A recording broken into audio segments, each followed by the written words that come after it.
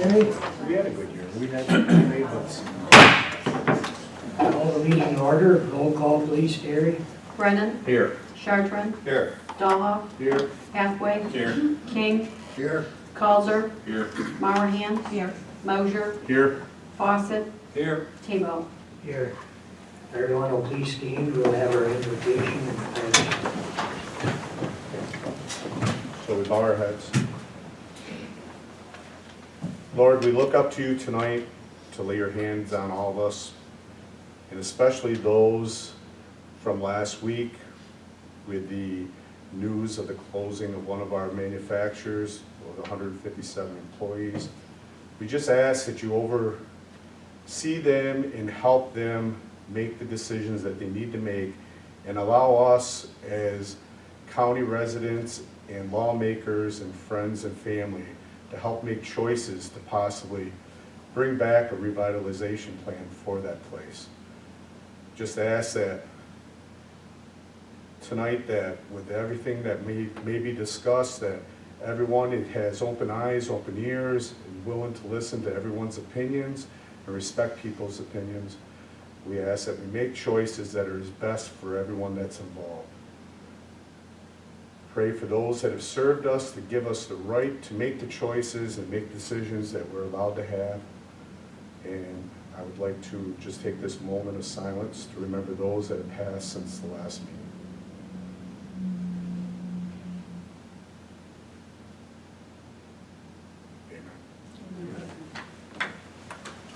Pledge to the flag. Pledge allegiance to the flag of the United States of America and to the republic for which it stands, one nation, under God, indivisible, with liberty and justice for all.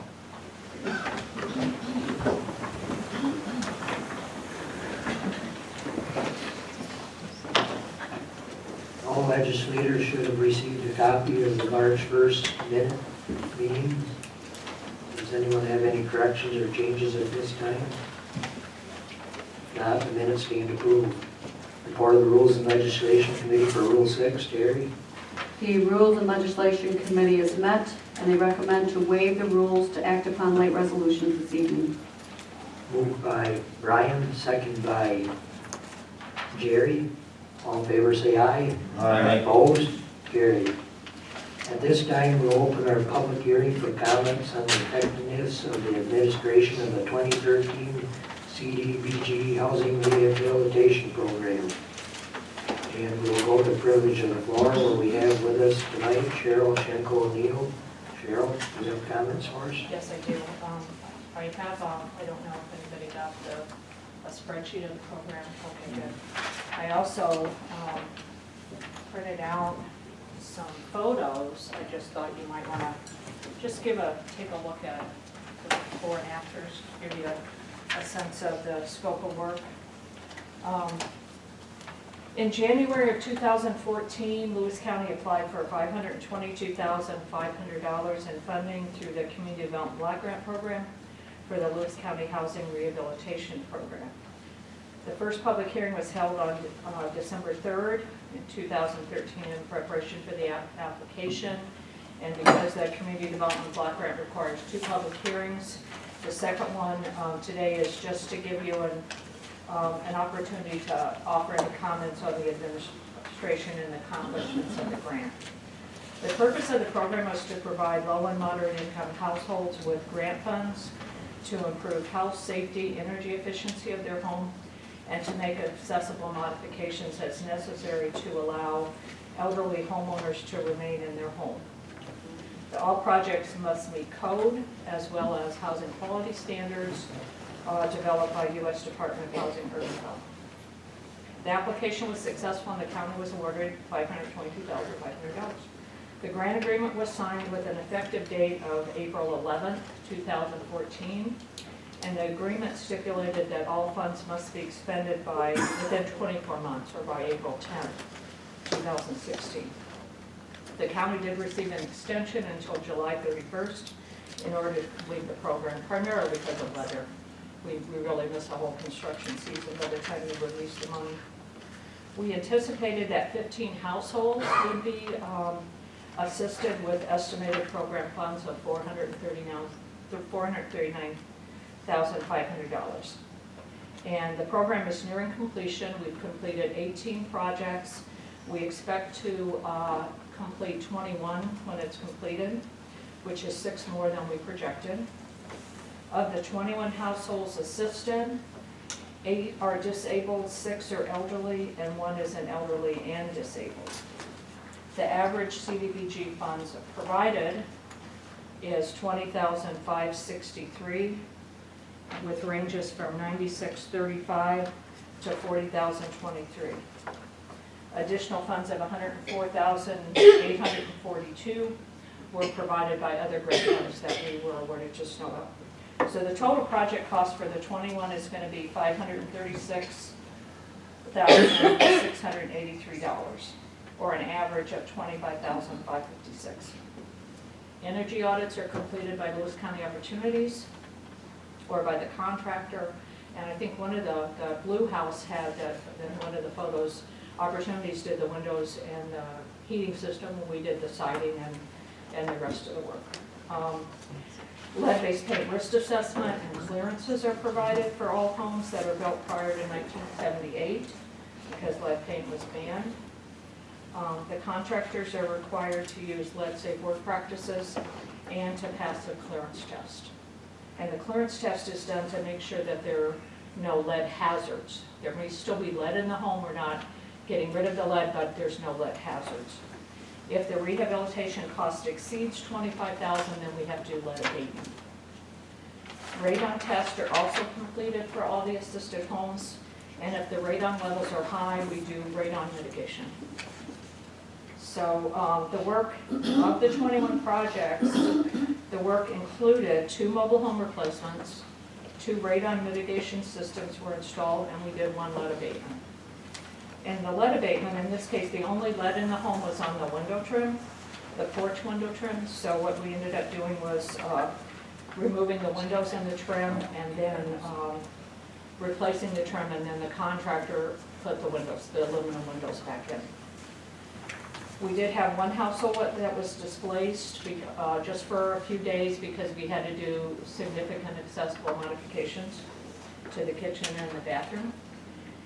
But there was no permanent displacement or relocation.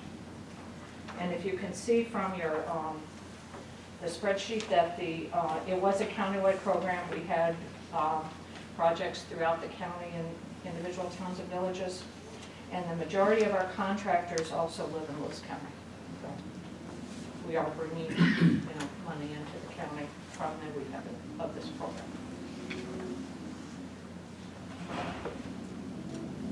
Questions? A picture's worth 1,000 words, and you say a lot, don't they? Yeah, well, we've never done that before, and I thought it might be nice for you to just take a look at, this is the result of the effort, and particularly when you have ones that are pretty dramatic, when you're replacing siding and windows. And we did a lot of accessibility in this program as well. We did ramps, we did some accessible bathrooms, and in the one case we had a person who had actually hardly any kitchen, so we ended up having to move some stuff around and make an accessible kitchen and an accessible and install a tub and stove, or install a shower instead of a tub. So. Any other questions or comments for Cheryl at this time? Thank you, Sean. Thank you, Cheryl. Thank you. Appreciate it.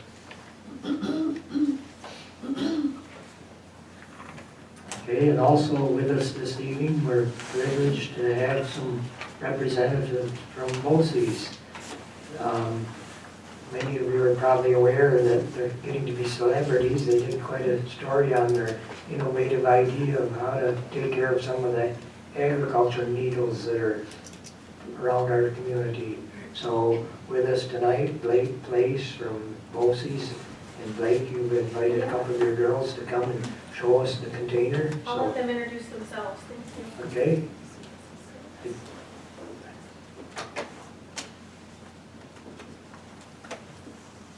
Hello, my name's Kayla Wakely, and I'm the continuity. We're from vet practices at the Howard G. Sackett BOCES Center, and we've been working on a Skills USA project. It's on occupational health and safety. We had to visit a local vet clinic. We visited the Loudville one, where we saw that farmers had a need for disposing of sharks properly.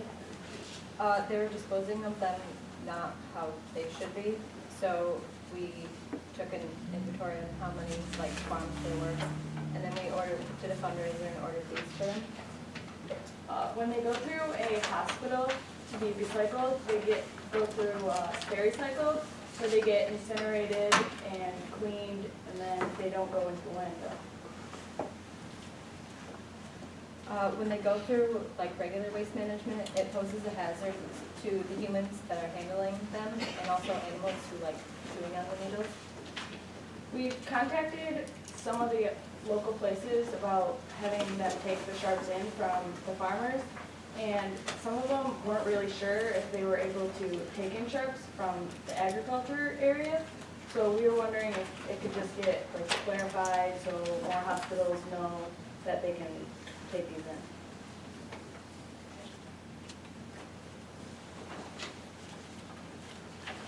First off, I think it's a wonderful thing you're doing, and there's a need. And I know you reached out to me, and I was out of town, but I haven't yet, and I'm not sure if anybody's had adequate time to come up with a resolution to this and a possible solution that works for all. I applaud your efforts. Thank you. We'd like to thank you guys for responding. To take it a step further, we did, some of us did discuss it at a hospital board meeting, and we've had conversations with our hospital CEO, and I've learned just recently that there is some progress being made, and they do have a plan that they were willing to work with the BOCES students. Is that correct, Eric? Yeah, that's right. Elaborate? Well, actually, we just spoke today, and we're going to get together and work out a process and kind of make sure that we're the spot for Lewis County for drop-off. Okay, good. It was interesting to note that I was told that once you put a cover on them containers, they're very difficult to come off, so. They don't come off, so. You figured that out, huh? So the needles are well taken care of and contained, and I'm not sure what happens when they get to the incinerator. Is the whole bucket just burned up with the needles, or what? I think they're taken out. Yeah, oh, they remove them, okay. Very good. Now, what's your supply of containers now? We had 60, we have probably about 25 left. We still have some if they want to contact us. The whole sign-up sheet. Okay, well, good luck with your program, and thank you for caring about our environment. Thank you. Good job. Thanks, ladies. Thank you much.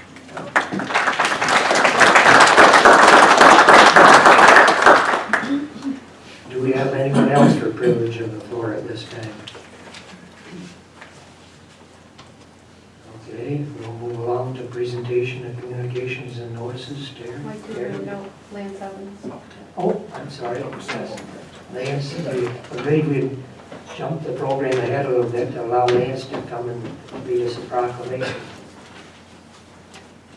My name is Lance Evans. I'm the executive officer for the Jefferson Lewis Board of Realtors.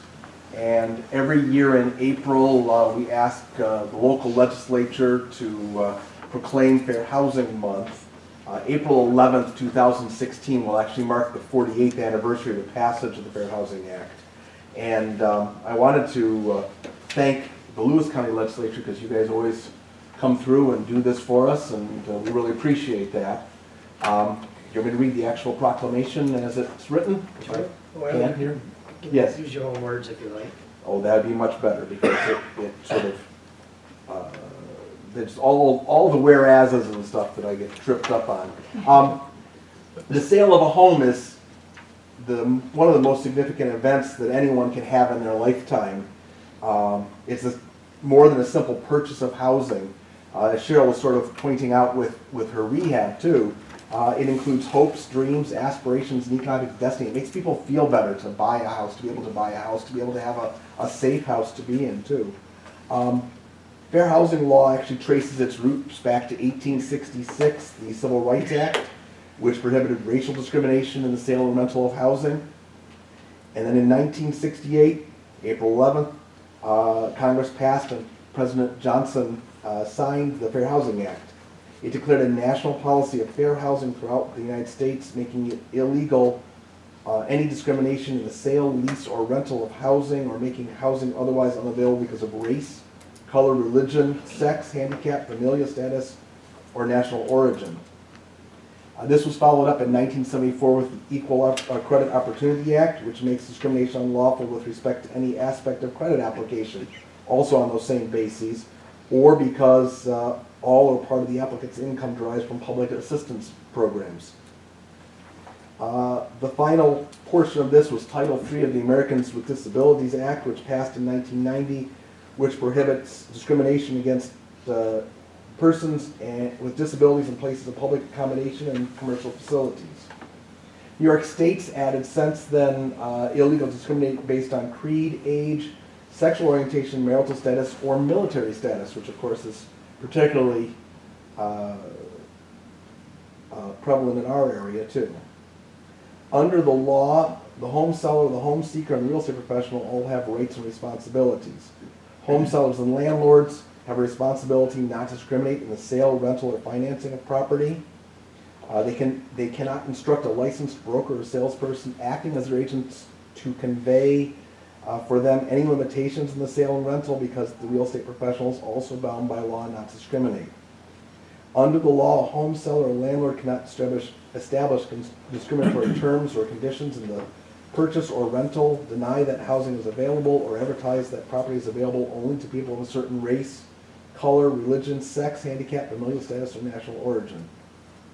Home seekers have the right to expect that housing will be available without discrimination or other limitations based on race, color, religion, sex, handicap, familial status, or national origin.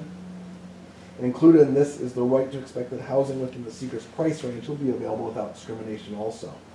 They have the right to equal professional service, including the opportunity to consider a broad range of housing choices, no discriminatory limitations on communities or locations of housing, and no discrimination in financing, appraising, or insuring of housing or reasonable accommodations and rules, practices, procedures for persons with disabilities, non-discriminatory terms and conditions for sale and rental, financing or insuring of a dwelling, and to be free from harassment and intimidation for exercising their housing rights.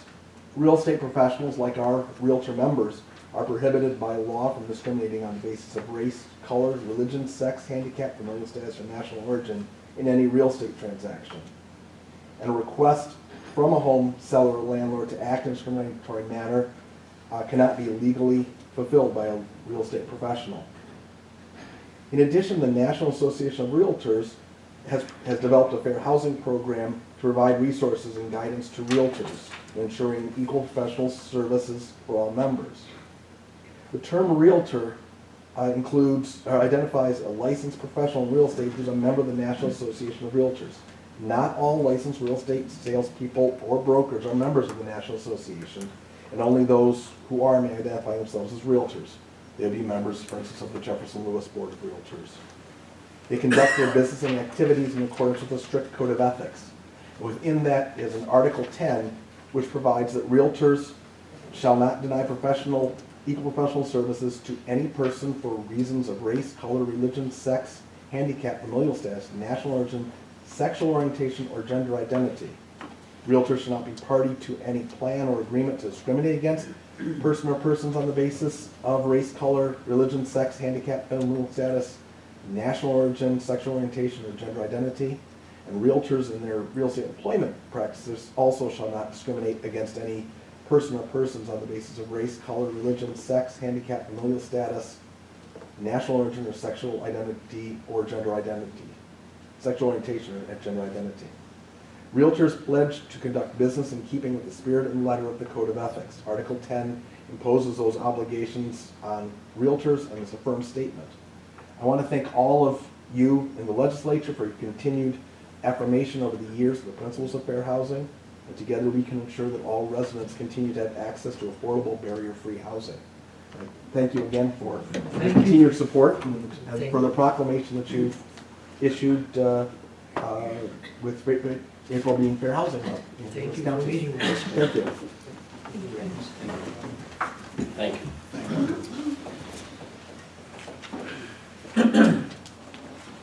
Okay, Terry, maybe we can go to Mr. Paywall, issues and notices. We did have another, I'd like to speak while the floor is still open. I just have a question to pose to the legislation. My name is Blair Bullock. I'm a registered nurse at Lewis County General Hospital. Right now, we're severely short-staffed at the hospital, putting patients' lives in jeopardy, their safety, their satisfaction in jeopardy. My question is, we haven't been able to hire new staff for people that continue to leave positions and positions that have been open, but we can hire administration positions. We just hired 2 new administrators. So that's my question to the legislation. So how are we allowed to put our community's lives at risk and their safety? Is the question I have. care to comment, Dick? Yeah, which 2 new administrators did they hire? There's a chief operating officer and assistant nursing home administrator, Neither have been hired, sir. but there's plans for it. It was in the paper.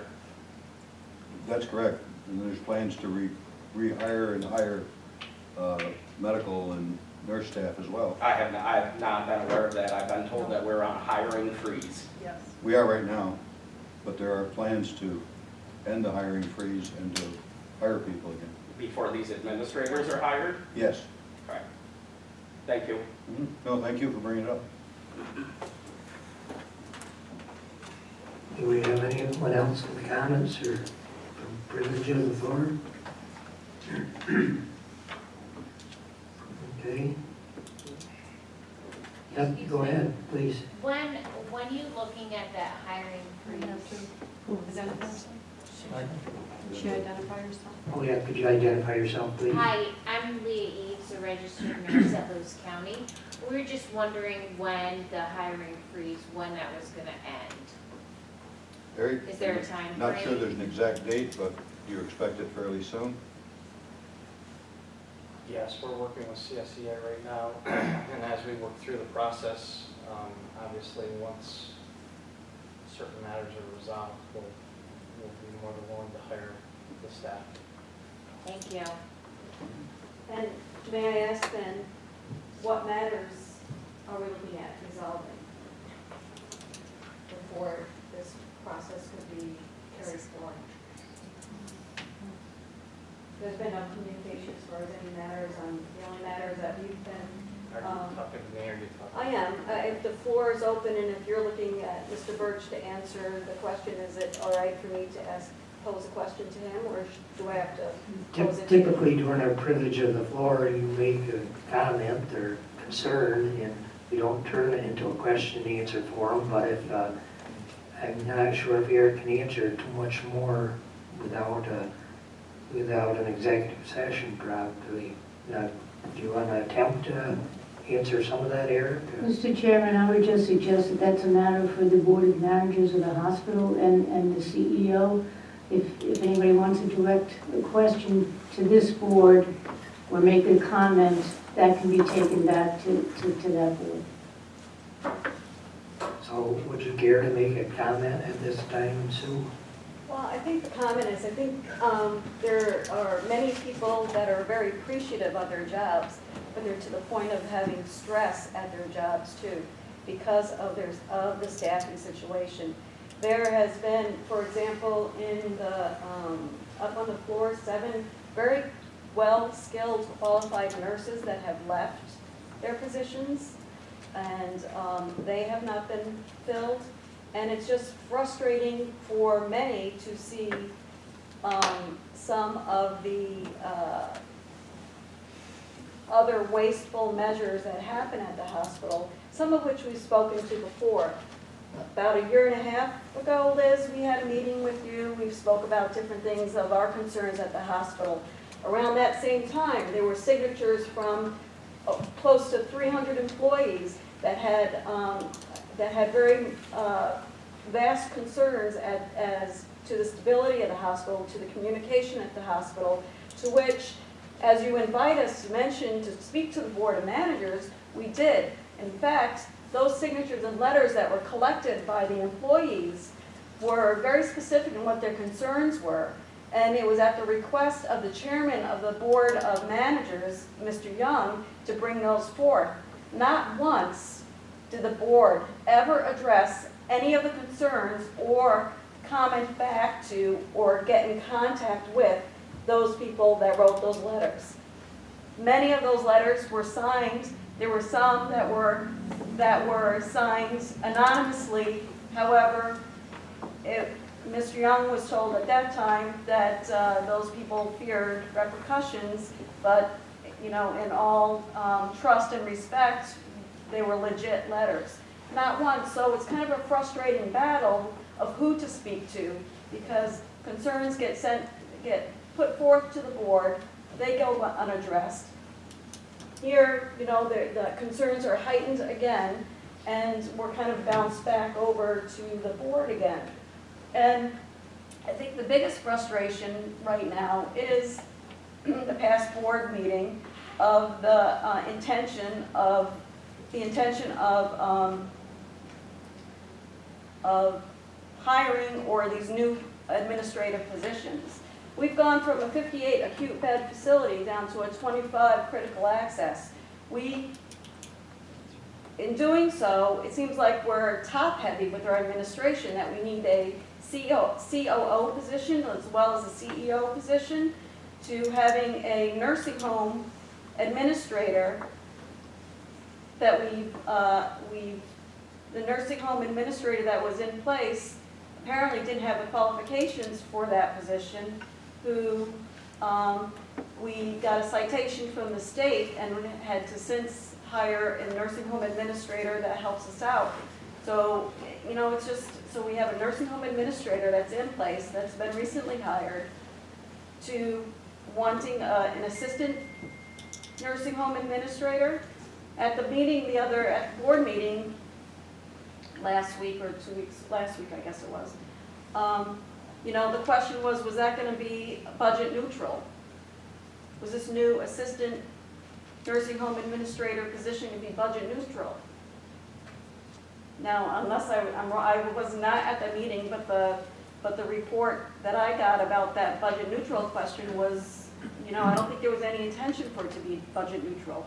If it is intended to be budget neutral, then has there been a proposal for the abolishment of the assistant director of nursing? Because I think that's what the swap was going to be. That there been so there's just a lot of questions, a lot of communication, a lot of administrative practices that we perhaps see as wasteful, and when it comes to the care and quality that's expected from us, it's a stress level.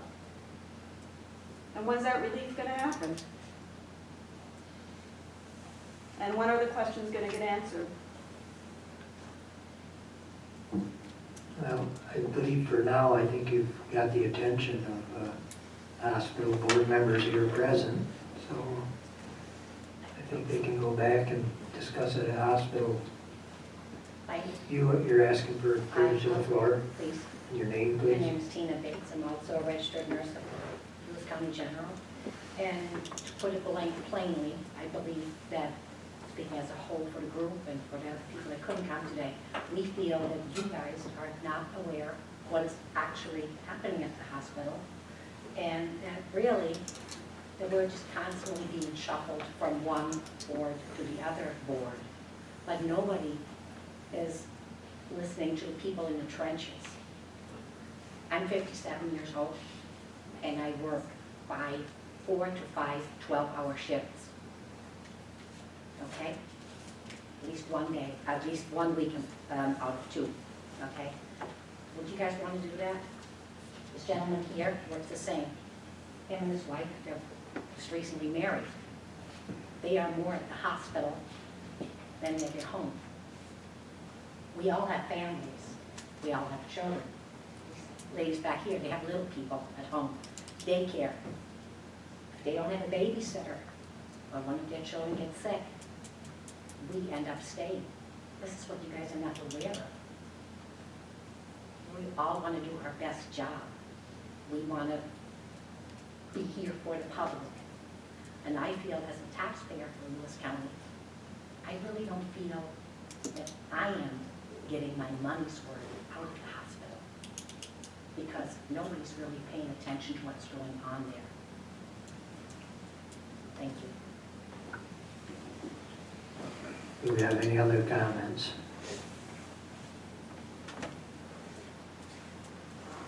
Okay, I think we can move on to, we can take this, I'm sure this will be discussed further amongst legislators. And as always, we've always said, we do have an open line of communication. You're more than welcome to contact us one-on-one. And of course, we do have a hospital representative, Dick, who I'm sure is very flexible to talk to anybody. So, Yeah. take a comment. Yeah, if I could offer one thing, and Joan, if I get in the wrong area, you stop me, but the employees of the hospital are represented by the CSEA union. It's my understanding with New York State labor law that management can't directly interact with the employees. We interact through your union representatives, your president, vice president, et cetera. So the information that you seek, we talk to them, they need to take that information back to the employees. And I think that piece is missing a little bit. Because I know there's been discussion between the union representatives of CSEA and the management level, Eric and some of the other administrators at the hospital. And some of these issues that you speak of are being discussed, have been discussed. So, you know, I feel your pain, but we're restricted, we being the Board of Managers and the administration, by the labor, that it has to be handled because of union representation. If it was an open shop, then there's different rules we could go. I just offer that for what it's worth. There's no restriction from open communication. The restrictions may be in the terms and conditions of employment, but not open communication should be an ongoing thing. Okay, well, thank you for your points. Appreciate your offer, Ted. Any further comments at this time? Yep, go ahead, Brian.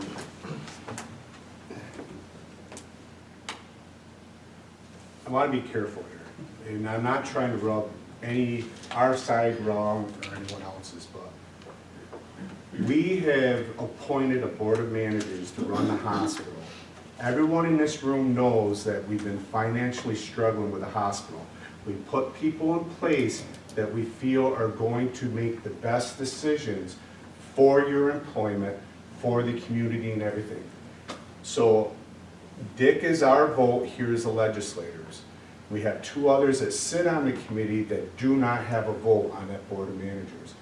So, and I understand communicating to us, but I get the feeling that you're looking for answers from the other 9 of us right now. We can't give them to you. We have Mr. Chartrand, that's our appointed board member up there, and you have Mike Young, Gary Turk, Kevin McCardle, and the 2 new board members we put on. Did I miss anyone? Oh, yeah. Okay, so they're the people that you really need to reach out to because we have put them in place to make the decisions, the administrative decisions, along with Eric Birch and stuff. So if you don't get answers from us, direct answers, that is why, because we're involved, but we're not involved in the day-to-day operations like everyone else is. I understand that you're overstressed, that your workloads are a lot more than they ever have been, but listen, people, it's going on all around us. I work 16 hours a day, sometimes 6 days a week to make my living. So, I understand where you're coming from. I had 2 young children also, but it's not just the hospital or the county employees or school teachers or anyone else that this is surrounded. It's around all of us right now. We're all struggling. But and I'm saying this because I understand where you're coming from. It's not that I'm oblivious to what's going on. I'm very aware of it because I know the hours I put in. So, I mean, I hope that you don't take it that I'm criticizing you. I just want you to be aware that we're aware as much as we can be aware of, and we're being involved to the extent that we can be involved. We have the same situation, I'll give you an example with our IDA. We put an IDA in place to make decisions for economic development for Lewis County. That's why we put them board members there, to make them decisions for us. If we don't have the board members, we might better give ourselves full-time jobs here in the county and do it ourselves.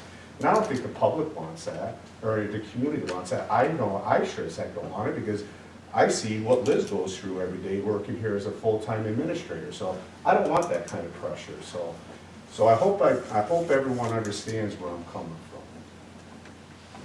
And I just have one question, I think, for any one of you.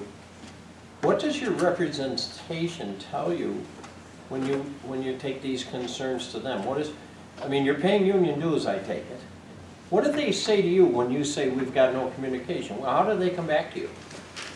Mr. Chairman, I'm on behalf of the employees there, I think it's not appropriate for you to answer that in a public session for your own protection.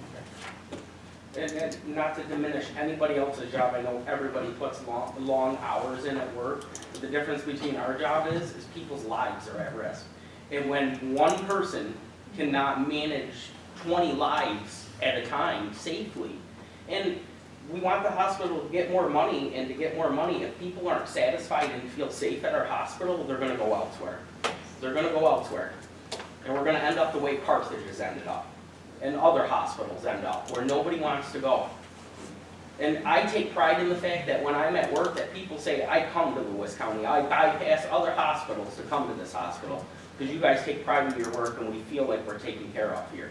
That's not going to last much longer. Okay, thank everyone for coming, and I think we've all got the message, so hopefully we can move on with some answers. Okay, can we go on to presentation, communications, and notices, Gary? Legislators are cordially invited to a Healthy Happy Hour to be held on April 6th at 4 o'clock at the Public Health Offices to commemorate National Public Health Week, and to the Association of Sportsmen's Club's annual dinner on April 8th at the Krogan Legion. The Delaware and Sullivan County legislatures have submitted resolutions calling upon the state legislature to increase the share of revenue counties retain for providing state DMV services. Delaware County also submitted resolutions urging the governor and legislature to gradually restore the 50-50 cost sharing for the safety net program and increase shelter grant reimbursements to county departments of social services. Another resolution opposing the New York State Labor Commissioner's order to raise the minimum wage to $15 an hour for employees of fast food chain restaurants, and a resolution calling on the state to develop a 100% state-funded indigent legal defense system as a way to provide mandate relief and lower property taxes.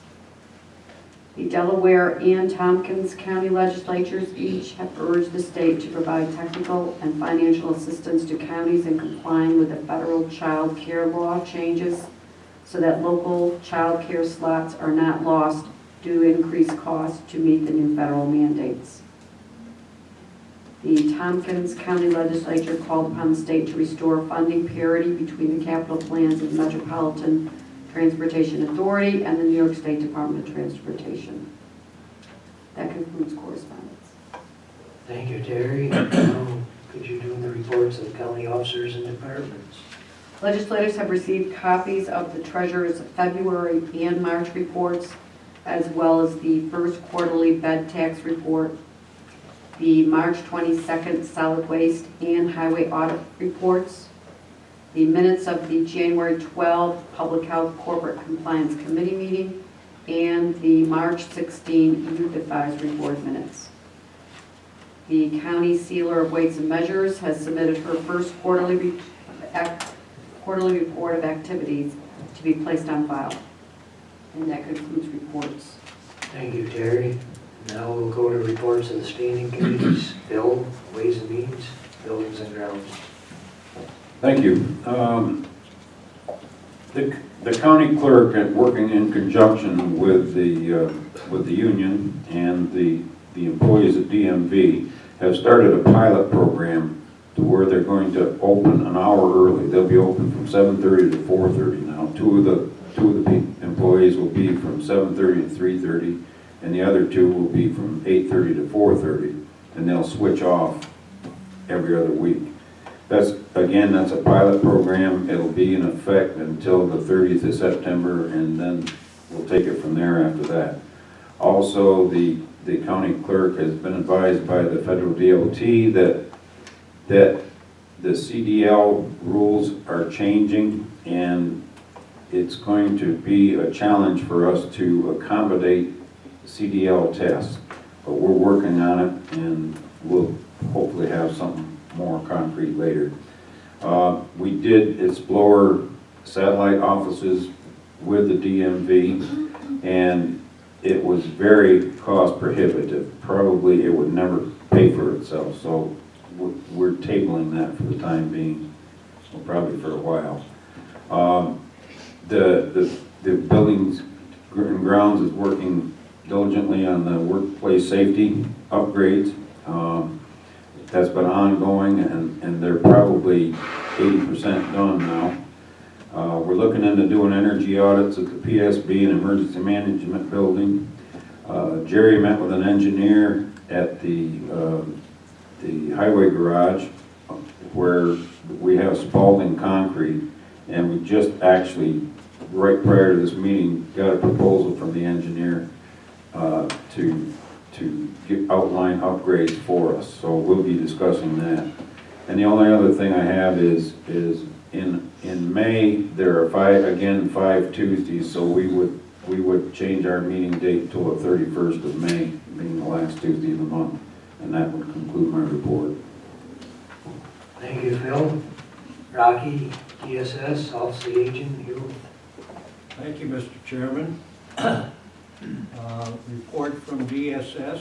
Lewis County DSS is piloting a new job readiness training program for recipients of temporary assistance starting April 4th.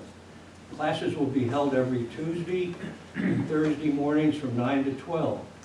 Able-bodied temporary assistant recipients will be required to attend all 8 learning modules. Modules include applications, resumes, career assessments, interviewing skills, and job retention. There's also a healthy living module being presented with the assistance of Cornell Cooperative Extension on eating healthy, and from Lewis County Opportunities on financial empowerment. Summer youth employment applications are now available in all the local school guidance offices. March is Child Abuse Prevention Month, and Terry will read a proclamation later. All residents should know that Lewis County CPS has responded to 420 child abuse and maltreatment reports in 2015 and 113 reports of maltreatment so far this year. The department would like to remind everyone that it takes cooperation from individuals, organizations, law enforcement, and other government agencies to prevent child abuse and maltreatment.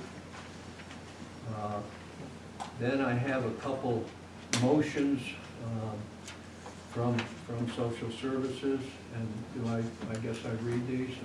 Yes. Motion to authorize refilling a full-time social services caseworker position to replace an employee retiring in June of 2016. Okay, moved by Rocky, second by Jerry. Discussion? All in favor of the motion, say aye. Aye. Opposed? Carried. Second one is motion to authorize DSS Commissioner Jenny Jones to issue a request for proposals for security guard services at the Social Services Building. Okay, and you moved that motion, Rocky? Yes. Second by Phil. Any discussion on the motion? All in favor, say aye. Dick, question? Rocky, could you explain that a little bit? I'm not familiar with that, I guess.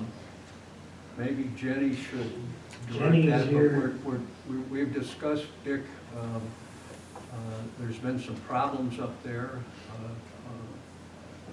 which Jenny probably should address better than I can. Are you here, Jenny? I am. Jenny, can you explain the motion? Well, what we're trying to do is, at this point, issue a request for proposals from private security firms in the area to staff a security officer at DSS. We are a high-risk department, and we have little to no security. Cameras have just recently gone in for us. But on any given day, we're dealing with people that are presenting intoxicated on drugs. You've heard our child abuse numbers. We're removing kids. We're investigating a lot of people. We're one of the few departments of social services in the state that doesn't have security officers in place for protection of our staff and the clients that come to visit us. So Joan has assisted me through the law department to create this RFP. At this point, we don't even know what prices look like or what we could expect with that, but we were looking for some additional security at DSS. I remind everybody that DSS is a highly reimbursable department, and it's 75% reimbursable from the state federal government for that need. And so Rocky, what you're doing is you're getting pricing so that you can bring it back and you get it in the budget or budget funding if that's what you want to do. Yes. This is just pricing. Rocky, could you repeat your motion? Yes. Motion to authorize DSS Commissioner Jenny Jones to issue a request for proposals for security guard services at the Social Services Building. Thank you. Okay, any further questions on the motion? So Greg? this is a request for proposal, you're asking for permission. This is not to say this is a definitive answer for this? Correct. Okay. Okay. Other comments? All in favor of the motion, say aye. Aye. Opposed? Show Greg Counselor opposed. From Office of the Aging, Brenda. Update, Mayors for Meals event. To date, OFA has had 11 elected officials and/or advisory council members participate in Mayors for Meals in 2016. We have 2 pending reschedules for another day. We had 1 legislator ride a route. The others attended a nutrition sites and assisted with serving lunch or socialized with the other lunch guests. This is an annual national campaign intended to increase awareness and community engagement to support our senior neighbors. Thank you for your support. To date, OFA has processed 365 HEAP applications. HEAP program components have been extended to remain open until April 8th. Applications for the regular and emergency benefits will be accepted through close of business that day. OFA in New York Connects is participating in Lewis County General Hospital's annual community health fair on Saturday, April 16th from 10 until 1. The theme this year is Spring into Healthy Living.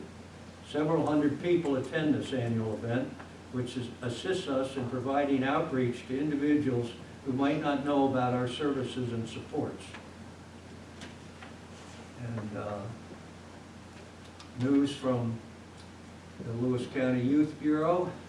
The Youth Board reviewed and awarded 2016 Youth Development Funds that the board designated for 2016 municipality-run recreational programs. A total of $5,000 was available in 2016 for youth development funds through a competitive application process for municipality-run recreational programs. The Youth Bureau received 5 applications. The Youth Board reviewed and discussed applications received and made and approved a motion to award the funding as follows. Town of Diana, $1,000. Town of Gregg, $1,000. Village of Krogan, $1,000. Village of Loudville, $1,000. And the Village of Port Lyden, $1,000. And then lastly, Tyler Eddy, a senior at Harrisville Central School District and a student representative on the Lewis County Youth Bureau, was recently recognized and honored on Channel 7 News as an academic all-star. Congratulations, Tyler. Where'd you say he was from, Rocky? Harrisville Central School District. There you go. New York. And that concludes my report, Mr. Chairman. Did Phil make you do that report, Rocky? No, I didn't. No, he did not. If he did, he's been making them do it the last 3 months. There's been someone prepared for the last 3 months. Forgive it for this time. Thanks, Rocky. Brian? County officers, veterans. And as usual, not really much to report. Derek was in, he'll have his quarterly report for us in April when the quarter is up. But he gave us some figures, and if you read the minutes, but I'll just read through some of them. So what him and Steve have been doing downstairs for the veterans, they've created $148,000 worth of revenue this quarter for our veterans. So what that means, the revenue means they got it in either claims, medical claims, or disability benefits or stuff like that. They had 452 claims for the first quarter, which is normal. That's kind of been their norm for the past 3-4 years. He gave us an interesting figure here that we have 2,283 Lewis County veterans, and that's up 95 from last year. So that's 1/10 of our county population that number is. He had an increase of compensation of retirement monies of $1.3 million, and right now they have 150 open cases. HR was busy this month. You're going to see you have 5 positions, either through Rocky's motion or out through motions or through the resolutions. So, sorry. And other than that, some other things that were discussed in HR, of course, it's personnel, so they can't be discussed here. That would be it, Mr. Chairman. Thank you. Very good, thank you, Brian. Jerry, courts and law. Thank you, Mr. Chairman. I'm going to start out with a motion to authorize Sheriff Carpinelli to refill 1 part-time correction officer and 1 part-time dispatcher correction officer due to resignations. So I'd like to make that one a motion. Okay, moved by Jerry, second by Dick. Questions? Brian? The correction officer, is he going to move forward with that? They put the request in, so we're moving it forward as a motion. So, question on that then is, right, because the question was brought up if it was there's not a qualified list for it. So is he going to move ahead with the suggestion we had for him, or does the motion stay tabled until he feels, how long does that motion stay on the floor for him to fill that? Jerry's motion tonight, It's how long kind will of that like a stay? revolving door we got going here, because we've been with the change and stuff, and people coming on and going back off, we haven't got to the final candidate, so I don't know. And the other thing that we did discuss in HR, not passing the buck, but I can't speak for them, but I will ask them again at our committee meeting coming up. Well, no, I know I was there, Jerry, but the question I had, because when we were talking to him, he didn't feel that he could fill it because there's not a qualifying list for it. Remember that? There wasn't a qualifying list. So my question is, okay, we have the motion on the floor now. Does that motion stay open until there's a test given and there's a qualifying list, or he can hire provisionally if that person's reachable through the civil service exam? And that's all I'm asking, if he's actually going to go ahead, or if we make a motion now, does he have an unlimited time to fill that position? That I would have to refer to Joan, because I'll be honest with you, I'm not sure what the time frame is, and that's probably an HR question. Yeah, I'm not sure, I don't think Jim is here tonight, but if you're gonna fill the position, I would think if it's not on the list, it would be provisional until somebody would come out on that list. Jerry, my understanding was that you needed this motion so that you could get a new list or new test given or something. I thought that discussion was in there. So I think this will help push the action forward. Hopefully it does, but supposedly the test is supposed to have been scheduled. When it's gonna happen, Yeah, exactly. Up until now, we have no idea. So it could be a week, could be 6 months, probably a year. So, but there is a provisional that you can hire in the interim, and it just boils down to when the test is given. if that person wants to remain here, they have to score in that Get it top. out, yep. Thank you, so. And we'll ask him again at committee meeting to see what his intentions are. Good. See if we can. I just want to know on our end, how long that could stay open. That was the only question I had. Probably till we rescind it. I honestly don't know. Okay. It just seems like we keep doing this a Well, lot yeah. over because we fill one and move it again. Okay, Then, any other questions for Jerry's motion? Okay, all in favor say aye. Opposed? Carried.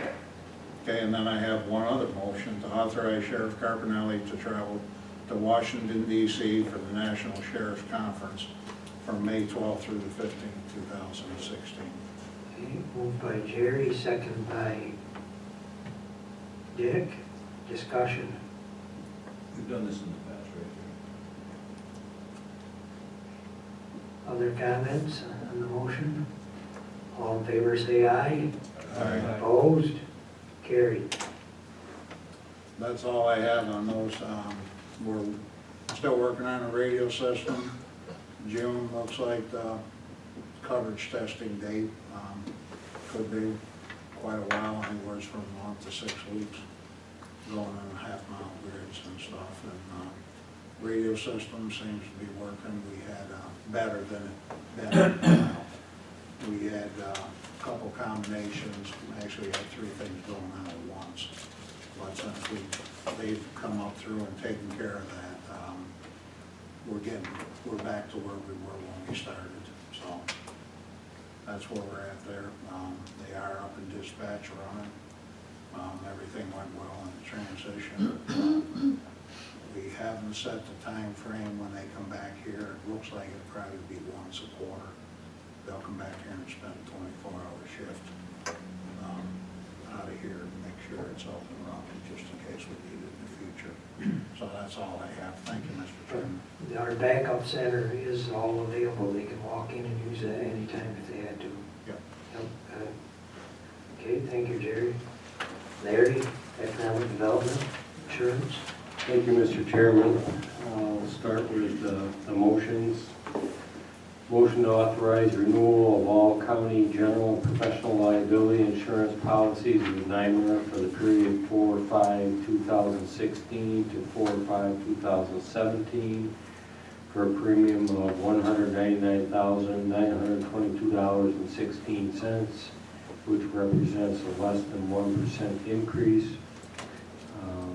The county property values were increased by 4%.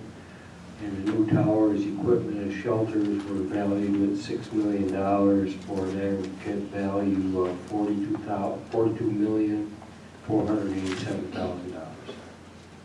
Okay, motion moved by Larry, second by Jerry. Discussion. All in favor of the motion say aye. Aye. Opposed? Carried.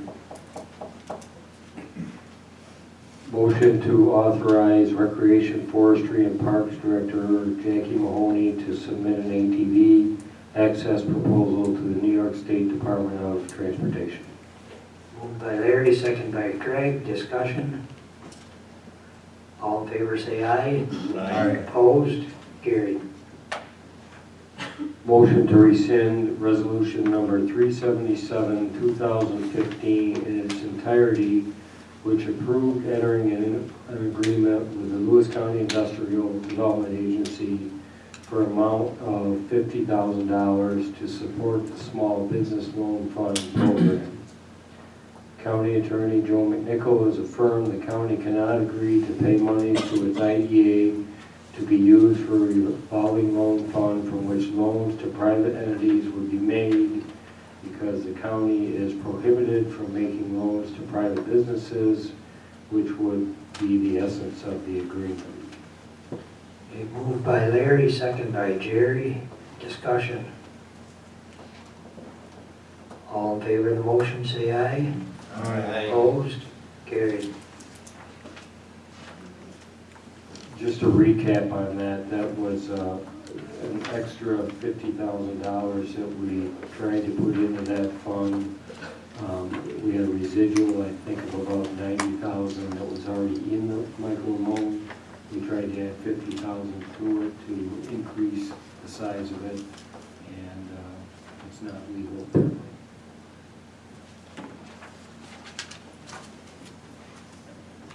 As Terry reported, we have the quarterly bed tax report.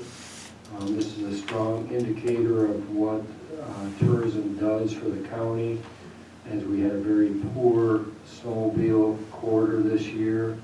Last year's quarter was $29,526.61 in bed tax. This year was less than half at $13,386.83. From recreation, we have set the open date for ATV trails for 4/11/2016 due to weather conditions, and we will assess each trail on an individual basis to make sure that they're dry enough to move forward with that. But we're confident that the majority of them will be. The Snort Run is scheduled for 4/16. There's some confusion out there that whether riders will need trail permits, county trail permits or not. They will not need the county trail permit to ride the Snort Run map. The Snort Run is a road-only ATV event, or snowmobile event, I should say. But people that are riding ATVs on the county trail system, other than the Snort Run, will need a county trail permit. There, I had a constituent that just had a suggestion maybe for next year, or, I mean, he would have liked to have it this year, but maybe we could get, if we open the trails early like we're doing this year, and the Snort Run is following, that maybe we could give like a free day so that the trails would be open and they wouldn't have to pay for a permit. And it would be like the free fishing day the state gives, you know, out, or the free day, like a free pass for one day. So that everybody in the southern part of the county could access the Snort Run from there. They could go up on the hill. And it was logical in his way of thinking, as it would, like last year, I guess there was quite a bit of parking issues, and, you know, things filled up, and congestion, and, you know, pulling off to the side of the road and unloading your wheelers along the side of the road. And so he was just suggesting that maybe we could look at that. I know it can't be done this year because it would have to be a resolution in local law. So, you know, I mean, that's just wondered if that could be thought about over the next year, I guess. We are thinking about that, and we might possibly offer a free weekend sometime this summer to ride the trails without a permit. Larry, can I ask you a question? If I understood, the Snort Run is a road-only event. So if you only have the Snort ID on your machine, you don't have a trail pass, should they be on our trails or not? If they're on the Snort Run and they're on the road-only event, they don't need a permit. Even But on if the they trails? are on the county, if they are on the county trail, other than that route, That's what I meant. they need a county ATV Okay, trail. that road, they need a road. Now, they can, most of the people, I would assume, buy a permit, a fully permit, year-long permit anyway, so it means that those people would buy it 2 weeks early. The people that are only coming for the event would be subject to the $20 3-day pass. If those people feel that they're not comfortable with the $20 cost, they can trailer their rig to the Snort Run and participate in that event on that road event only. Now, I got one more question on Snort since you're on there. Have we got any finalization on the insurance yet? I can answer that. We have the binders, both our insurance agent and myself have been on the phone with the agent for the sponsor, we should have the actual policy in our hands sometime this week. So you don't But have we've a gone policy? through, no, but we've gone through the general provisions and told them about the things that we absolutely have to have there. Thanks, Joe. Joan, I do, you don't have the actual policy, so. We have the accident policy, we don't have the general liability policy yet, because that was issued by a different company.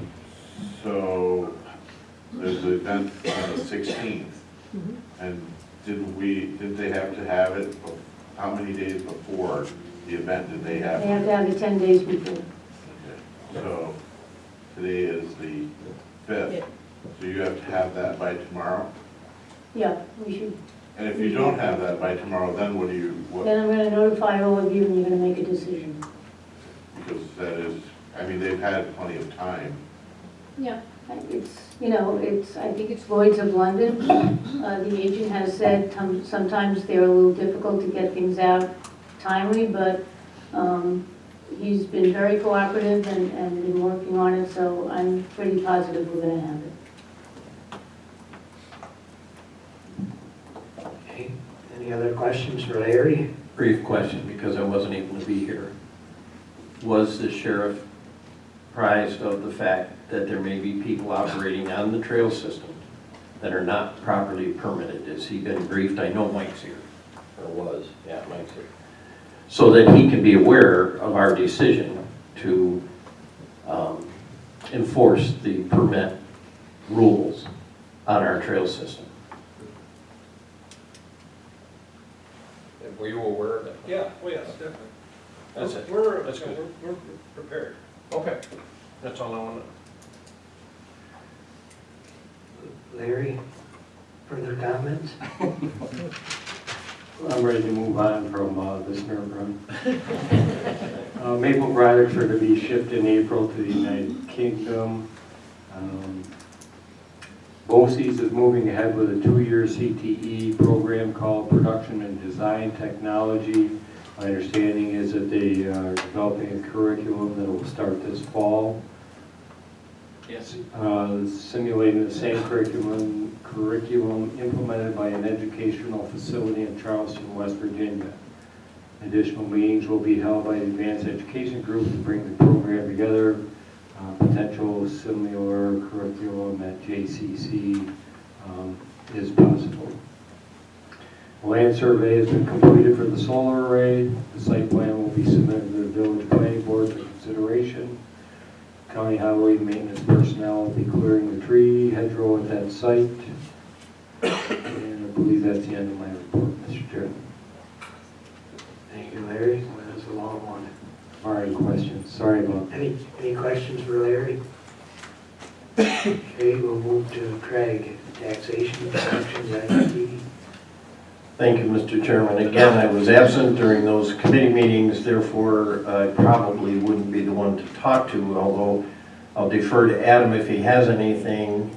With that said, I know that he's going to want an executive session at the end of our regular session to discuss personnel. So I would make the motion that at the end of our regular session, we go into executive session to discuss personnel. Okay. And would you like to include the other executive session, Will? I don't know if that's required. I don't know. This was just, I know Adam had a personnel issue that he wanted to discuss, and I wanted to get it out. Okay, so we'll make it a point to include that when we get to the executive session. That's fine, I'll withdraw this one then. And I know that Adam's working closely with taxation to bring us into the millennium, if you will, with communications with the public, and to facilitate the ease of the public to get records from taxation. And I think maybe I'll have Adam address that with you. And I know he's also been working hard on the internet needs that we have in the county and the areas that aren't served. Adam, do you want to address those? Which was the second one? I'm sorry. That you're working hard on the internet and you're getting ready to push that to the next level. Mohawk Networks, they're getting ready to put the packet into the state. They wanted to have it in by the 8th. Liz helped us out and reached out to the municipalities, so We got support letters from a great deal of them, I would say the majority, from the towns and villages showing their support for the project. Had a lot of people reach out from towns and villages excited about the project. I think everybody knows that there is a need. Obviously, that money is there from the state level, so you know, we need to go after it. There's been some question, I know that it got brought up at some of the inter-county meetings about the way that the funding is coming down, and that some of it may have been, some of the census data was skewed, and some of the Time Warner data in areas that they couldn't go after as far as to utilize the funding for. So I think some of that's getting straightened out. I know a couple of studies have been done. There was some news articles that came out of Albany pertaining to that, so I'll be very curious to see how Time Warner responds to that. Basically, they put a thing out, a FOIL request to Time Warner, asking them exactly what their customer base was within the state. They have never released that data. They said that it was sensitive and they couldn't release where the customers were.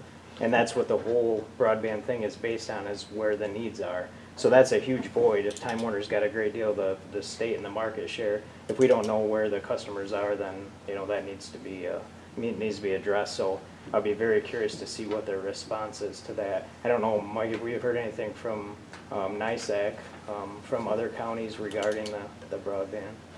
No, but it's interesting that at our next meeting, April 28th, is going to be in Saratoga. We've invited Anna Rue to come and talk, to give an update and hear everybody's concerns. So Anna is from the Empire State Development. She's the Director of Outreach, Innovation, and Broadband. So she was very accepted to come and answer questions. So it'd be a great place if anyone has interest in going that day. But other than that, I haven't heard any updates. And the only other thing I'll add to that, the proposal that we are putting forth in cooperation with DANK and with North Country Broadband will be going after about 5,400 residents of that county, so it's a substantial number. And some areas that I can say that are unserved areas of the county, so I think it's a good thing. So we'll see what all comes out of it. But. And briefly on the work you're doing for taxation and the maps and that. Yeah, typically what happens is Russ spends about 2 weeks every year printing maps out, and if you've ever been in the map room, and when you walk into the right, there's hangers basically with all the maps of the county. So as a resident, you can go in and you can pull your map out and take a look at it.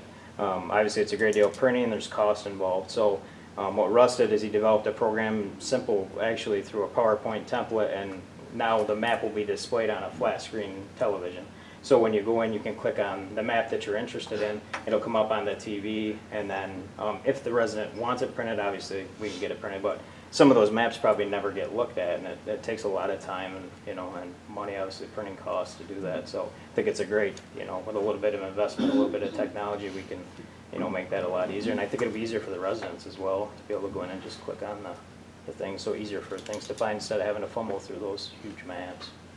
And also, I was referring to, didn't we engage an outside vendor, or about to engage an outside vendor, to generate revenues through the sale of the documentation that we are able to provide? Am I accurate on that? That you're working with her on software for that? For Candy, yeah, that would probably be at Candy Quest. She knows a little bit more about that, but yes, we are. Okay, thank you. Yep. Any questions? Thank you.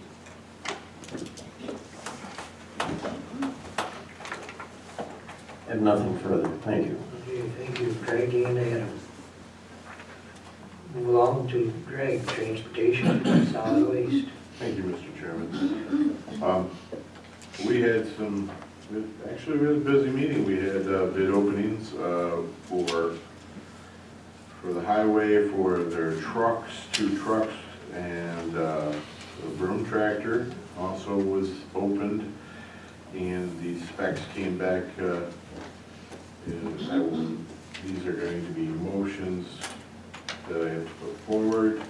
For the highway department, I'm going to put a motion forward to authorize the purchase of a 2016 3/4 ton crew cab truck for $20,694.54, and a 2016 half ton extended cab truck for $25,317.85. And these trucks are coming from North Sunbrook here in Lava. They were a low bid. Now, the next motion I would like to put forward, since we're right here in the highway, is for the purchase of a 2016 tractor with a cab and a front-mounted angled broom. And the bid came in it was not the low bid, but the lowest bid, 3 lower bids than this did not meet the specifications that were sent out to everyone. And it ended up being Waldorf Farm Equipment. And it's a Kubota with 63 horsepower, and it had everything that was required, and that came in as the lowest bid. It's a heavier duty tractor, it's an M model, and it's not like a homeowner style. So, All right, Greg, would you like to do your motions individually, the two trucks first? yeah, 2 trucks first. Okay, Motion. moved by Greg, second by Craig. Is there any discussion on the motion to purchase 2 pickups? Just that it's nice to see a local dealer able to successfully complete a bid in the county. Okay, other comments? I believe this local bid is a very good thing for our village and town. And I think that all the cars from now on that we are going to be purchasing in trucks will have to go into the paper as an advertised bid. I believe that's a county policy. So everybody will have the same opportunity rather than just with a state bid. Okay, other comments? All in favor of the motion, say aye. Aye. Opposed? Carried. And now for the tractor. Now for the motion for the tractor for the highway department, 2016 tractor with cab from Waldorf Farm Equipment. Moved by Greg, second by Craig. Discussion? All in favor of the motion, say aye. Aye. Opposed? Carried. Then the fuel tanks down at the highway garage, they are looking into switching the gasoline tank over to diesel. We need, actually, Dave Becker really likes this idea of changing them over because on weekends, because the state plows use it, everybody on diesel uses these tanks. And if we switch from gas to diesel, this will help on weekends or stormy days, because you can't get somebody there to fill just one, the one tank that we have now. So we'll have an extra 4,000 gallons of space available.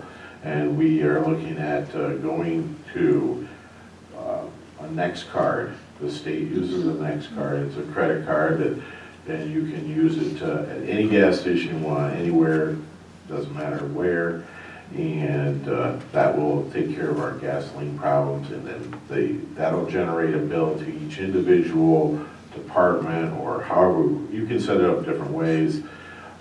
It could come as one bill for the whole county, or it could come, and each car will have one of those, or each driver will have one, and they'll have an ID. And you'll punch an ID, odometer miles, and how many gallons, you'll have to record that all down. But it ends up being quite a savings. January, the county cost at the pump down there was $1.51. But when you look at what the Next card would do, for January, pump price was $2.10 at the regular station. But we would not pay state and federal taxes, which dropped it down to $1.03. Yeah, $1.03. And then we also would get a discount of 1.85% below the pump price. So this will end up being quite a savings. Plus, it'll be a lot less work for Charlene, because she's doing all the billing for all these departments that are bringing cars through there and filling up their car. She has to take care of all that. So this will save quite a bit of time and money. Is she gonna be required to go ahead and file this, because that car is not gonna take it off at the pump? So you've got my understanding, correct me if I'm wrong, that you've got to submit that. So somebody's got to submit something to get the credit. No, that's how it'll be billed back on the card. That's how you'll get billed. Your discount will be from from the credit card company, you'll get a discount 1.58%. Okay, so So we're not you- gonna have to build back. No, we're not gonna have to build back or anything. In this way, all the departments could actually take care of their own gas bills, you know, budgeted wise, budget for their gas. Or they could do it all right to one bill for the county, you know, if you wanna do it that way. Liz is looking into that part of it. Quick question from Dick. Yeah, does that mean there'll be no gas dispensed down at the county garage? That's exactly it. There will be no more gas, which will save quite a bit too, right there, because roughly there's 300 cars going in there getting gas. But all the municipalities, the village, all the towns can do the same thing.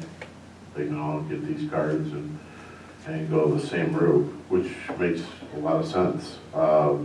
You can do it with diesel also, but Dave felt there was some issues going with the diesel going with the local stations because of the way the plow trucks are, you know, try to pull one of them into where you can fill up with diesel. But has the coordination then been done with all the non-county agencies to fill up gas vehicles down there? That's what's being worked on right now. Do we have a target date when we're? No, there is no target date. When all these technicalities get taken? Yeah, when it all gets worked out. Okay, thank you.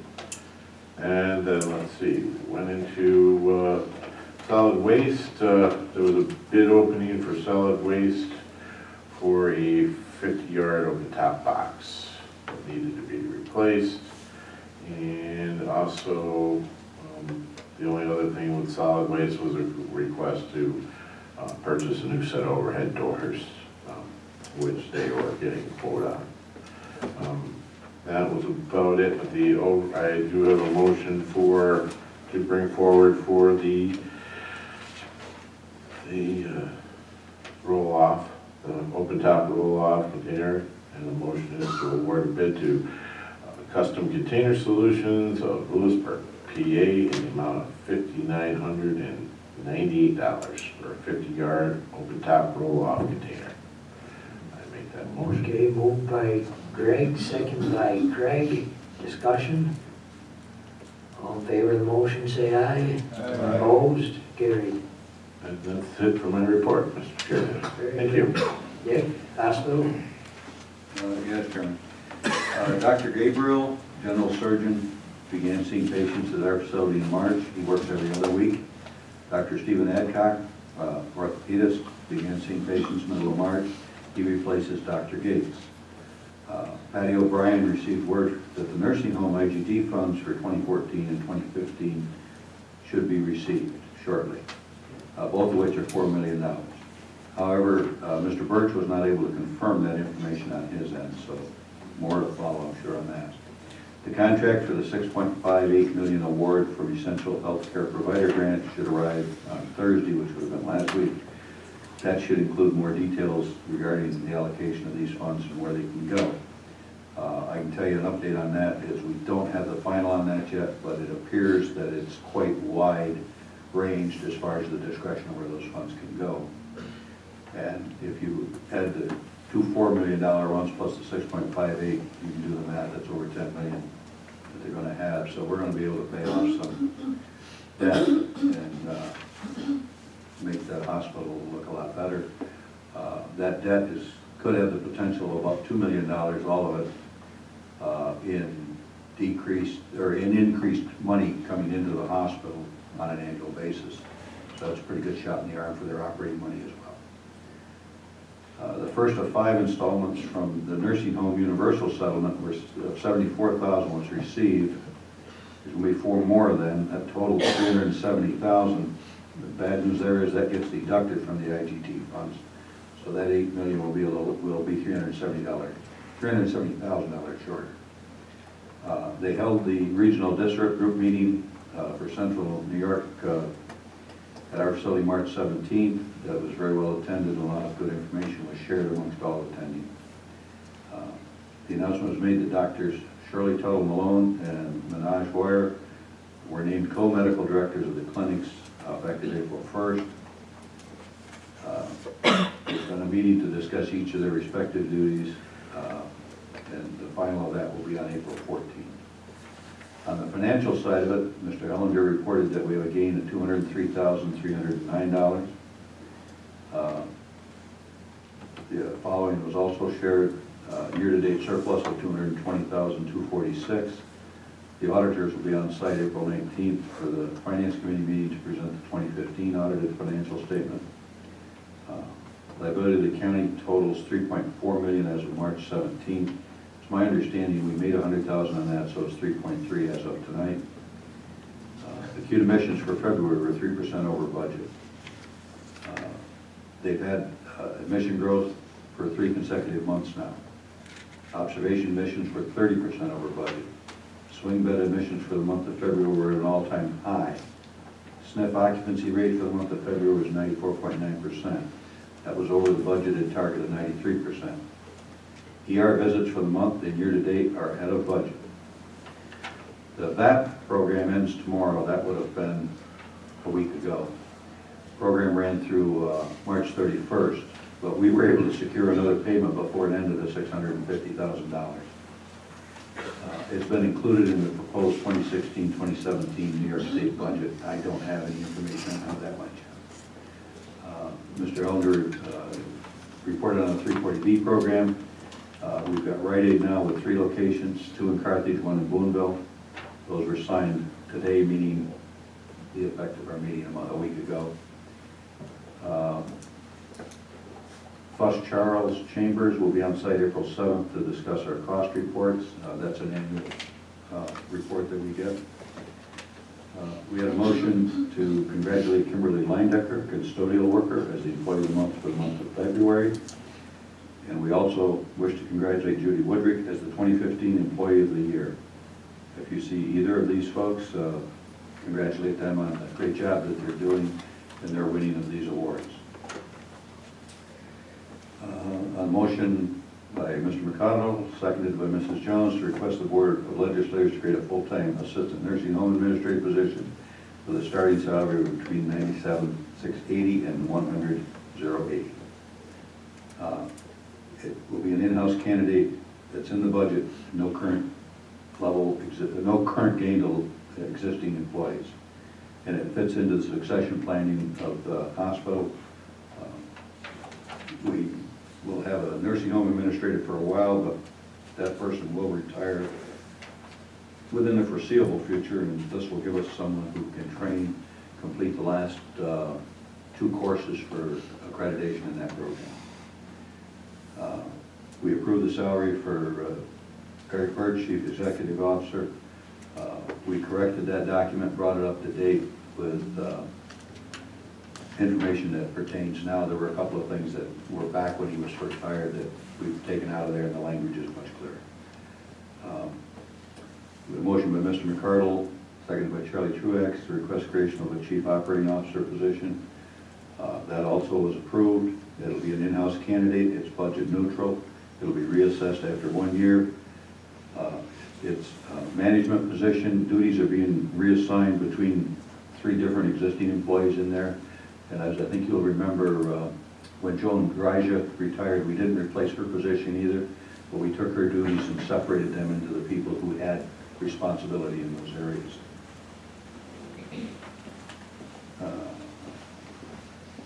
Motion by Mrs. Jones, seconded by Mr. Musnicki, to enter into an agreement with St. Joe's Hospital Health Center to assist with management and support our certified home health agency, CHOP. They should bring more expertise to that and help us run that program better. The 2 PDs have been vetted through civil service. I talked to Mary Lou today. She certifies that the 2 candidates that we're looking at for in-house are qualified and agrees that they are able to hold those 2 positions. Additionally, as I've said earlier, no action will be taken on any of these positions until after the hiring freeze. And upon these being filled, the current PDs will be abolished, so it's neutral in number of positions. And barring any questions, that concludes my report. What's a PD position description, I'm sorry? Right? Yeah, Dick, from reading the minutes earlier, and the concern, and I'm sure that you've addressed it, but I have a concern with the outpatient gross revenue, or not that, sorry, excuse me. Clinic gross revenue was down 21%, and physician office gross revenue was 11% less than budget. And I was just wondering if that was a big concern, or if there's been a lot of talk about how they can correct that. That's one of the big reasons with the two new clinic managers, and selecting their duties to address those areas of concern on a more regular basis. Thank you. Thank you. Any other questions for Dick? Thank you, Dick. Andrea, Public Health, Community Service. Thank you, Mr. Chairman. For public health, Penny received an alert from the state that the current software used to bill Medicaid for preschool services will not be acceptable after 2017. She is exploring other software options at this time that meets New York State Department of Education requirements. This needs to be implemented prior to 2018. The dental health registered nurse has been trained in fluoride varnish practice and will be presenting education sessions and tracking for evidence-based outcomes. Penny chaired the March Regional Project Advisory Committee meeting, which was well attended. The 6 county committee representatives had an opportunity to share their views of the district process.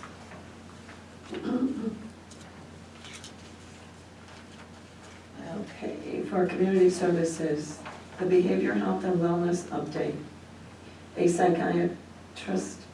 psychiatric nurse practitioner started 3/7/16, and the clinic just signed on a Dr. Kumar psychiatrist who will see patients a couple of days per week as provided support for the nurse practitioner. Lewis County was mentioned in the 2015 Office of Mental Health Annual Report in the section North Country Reinvestment and Planning Process. Additional programs developed by Lewis County Local Government Unit and funded by the Aid to Localities grant provided funding to support an outreach peer advocate. This person, who is employed by NERCO, offers support to community members who are at risk for hospitalization or emergency department utilization. The support is intended to assist community members in accessing needed services and offer support as they get engaged with treatment agency providers. This program began on January 1st of 2016. The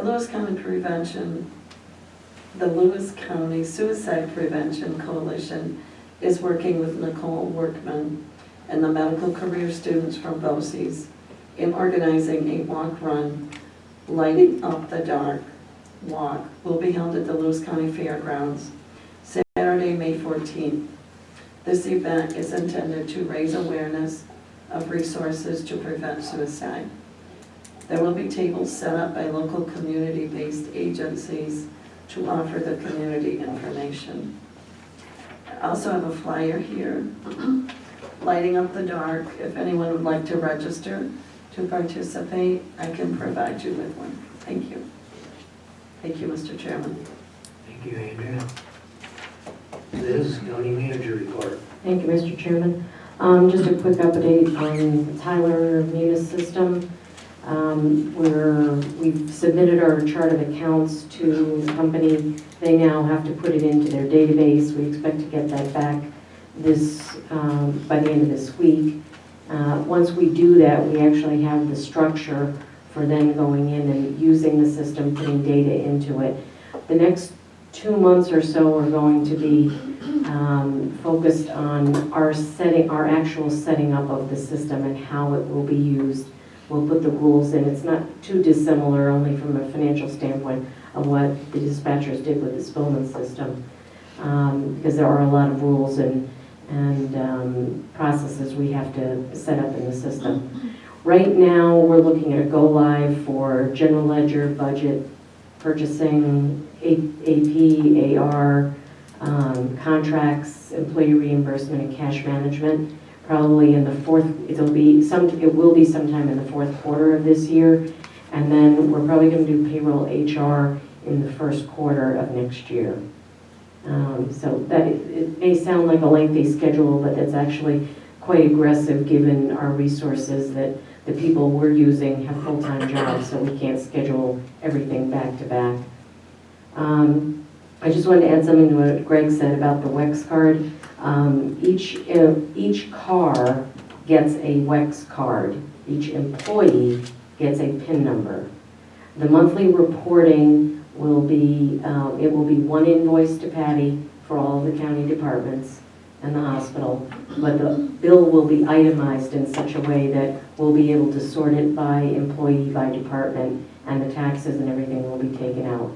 We just started this morning, Terry, Cassandra, and I sat down, Patty and I sat down, and we reviewed the process. We're going to start with the county departments first and do that rollover. I expect that would take us about 2 or 3 weeks to get done. And then after we run our program for a month or so, then we'll cut over the other departments that are non-county. On March 24th, we completed the third and fourth class, but the second round of training for our supervisors. We had about 25 people go through the class. I was not able to sit in on any of it, but I can tell you that anybody I talked to that participated said it was a very, very good session. So we'll keep moving forward on those. And the other thing I wanted to mention was Legislator Morahan, John Waterhouse, the chairman of our CSB board, and Doug Ort was also the vice chair of the CSB. We visited with Stevie Kiggins, who's the executive director of TLS, and Mike Lively, who is the chairman of the board of TLS, and we had a very good discussion, I'd say a frank discussion, pointing out some of our concerns at the community service board level about mental health services in the county. I would say that everything we raised they were certainly aware of.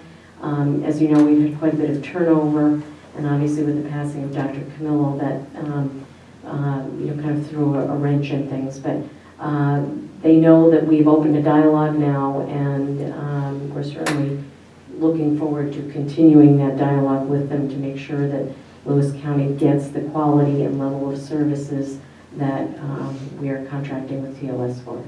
And that's all, Mr. Chairman. Thank you. Okay, thank you, Liz. Patty, Treasurer's report. Thank you, Mr. Chairman. I'm just going to go through my balances for the month. Special legislative contingency, we have $250,000. Contingency, we have $475,000. Capital data processing, we have $134,594. Capital equipment, we have $484,465. Out of that, highway controls $166,265, so leaving $318,200 for county.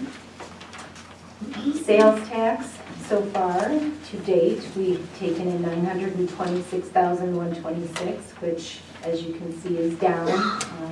Hasn't been a very good year to date, but we'll see how the rest of the year goes. Hospital repayment, as Dick said, they have made another payment, but so that is at 3.3. Internal service fund, the health insurance fund. We have had a couple of bad months again, so we are at a lower balance. It will probably be the next couple of months that we'll be making a decision whether we will have to raise premiums again. So, but that's where we're at right now. That's all I have to report if anyone has any questions. Patty, on that internal service fund, this shows $850,000, and we should have $1 million too. Is it? We should have 400 or 4 million. We show $850,000, and we should have $4 million. $4 to $6 million in there. And Correct, Phil, just I'd just like to mention that the changes that were recently voted in will not be implemented until June. And we have been hit with several very high claims over the last 2-3 months. So we're not in the position we expected to be, but hopefully going forward, that's going to start to self-correct. It's going to take a long time to self-correct, isn't it? Yes, it is. Patty, on the sales tax, you know, to go from $2 million last quarter to $926,000 this quarter, is there any way of telling where that drop comes from? Is it gas tax? Is it, We're missing a month in there. Yeah. We haven't reported March. Right, that is not the full quarter. That's not the full quarter. Oh, I see. It'll still be down there. Sorry. But Larry, there is no way to tell in the short term where your sales tax is coming from. That data is about 1.5 years delayed Right. coming out of New York State. We do know historically our fuel tax is about 20%. so that's another direct relation to the poor snowmobile season that we had too. Absolutely. Well, and on top of that, the drop in gas prices, because our sales tax is received based on the total amount of the sale. Right. So just the drop in gas prices has really done that. Now, Absolutely. with that theory, you hope that people are traveling more and using more gas that makes up for that, but that's a theory that we have to see if it works. Well, you take the more jobs. Okay. Any further questions for Patty? Thank you, Patty. I'll give you a little summary of my activities for the month. March 14th, attended NISAC office building in Albany, where we met with NISAC reps and people from the Adirondack Association of Town and Villages, and talked of mutual interest among them. They had a lot of interest in the ATV legislation. Actually, the NISAC was heading out to the western area meeting in a few days, and they actually lobbied for the cause and created the resolution. They used our resolution, but they convinced the western area to take action, and they did pass a letter of support that would be forwarded to the governor, urging the weight limit be raised. The Adirondack Association of Town and Villages also wanted a copy of our resolution and offered their support to distribute amongst the association. Attended the maple tree tapping ceremony with Richard Ball, Ag Commissioner, who attended. Liz was there. Of course, we continue to have numerous meetings regarding the craft expansion. Been to Albany, Utica.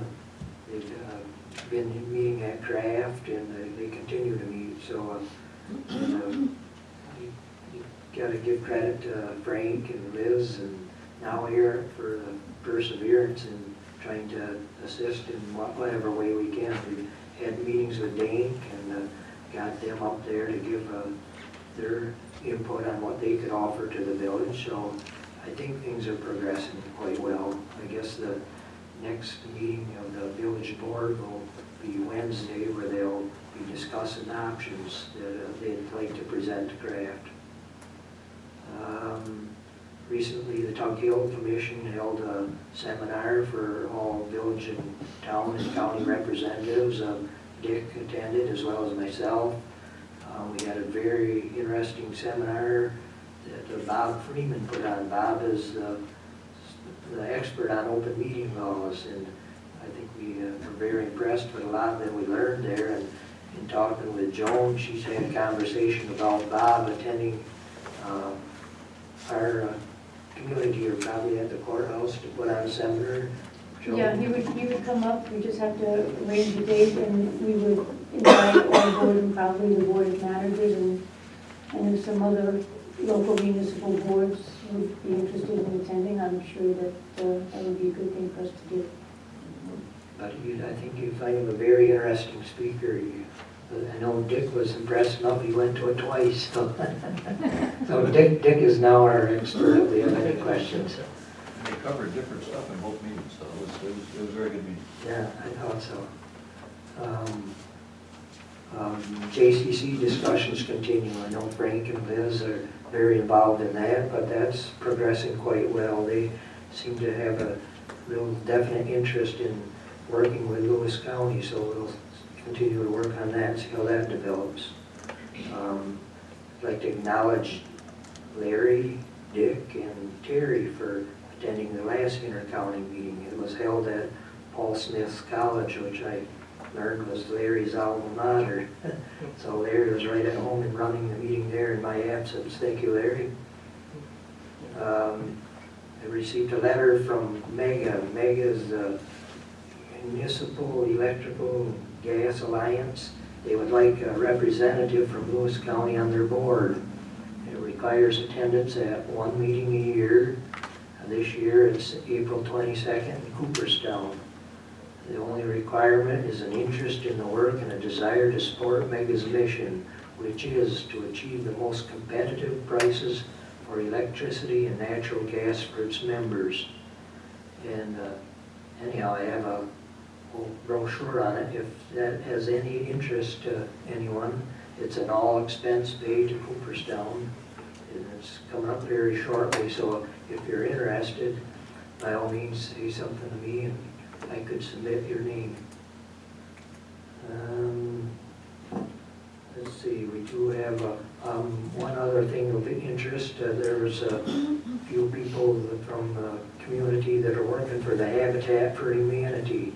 They came to meet with a couple of us in the county and to express their interest in acquiring a home or parcel of land, and we're exploring options for them at this moment, but they just to make you aware that they're actively pursuing something in the community that they can work with.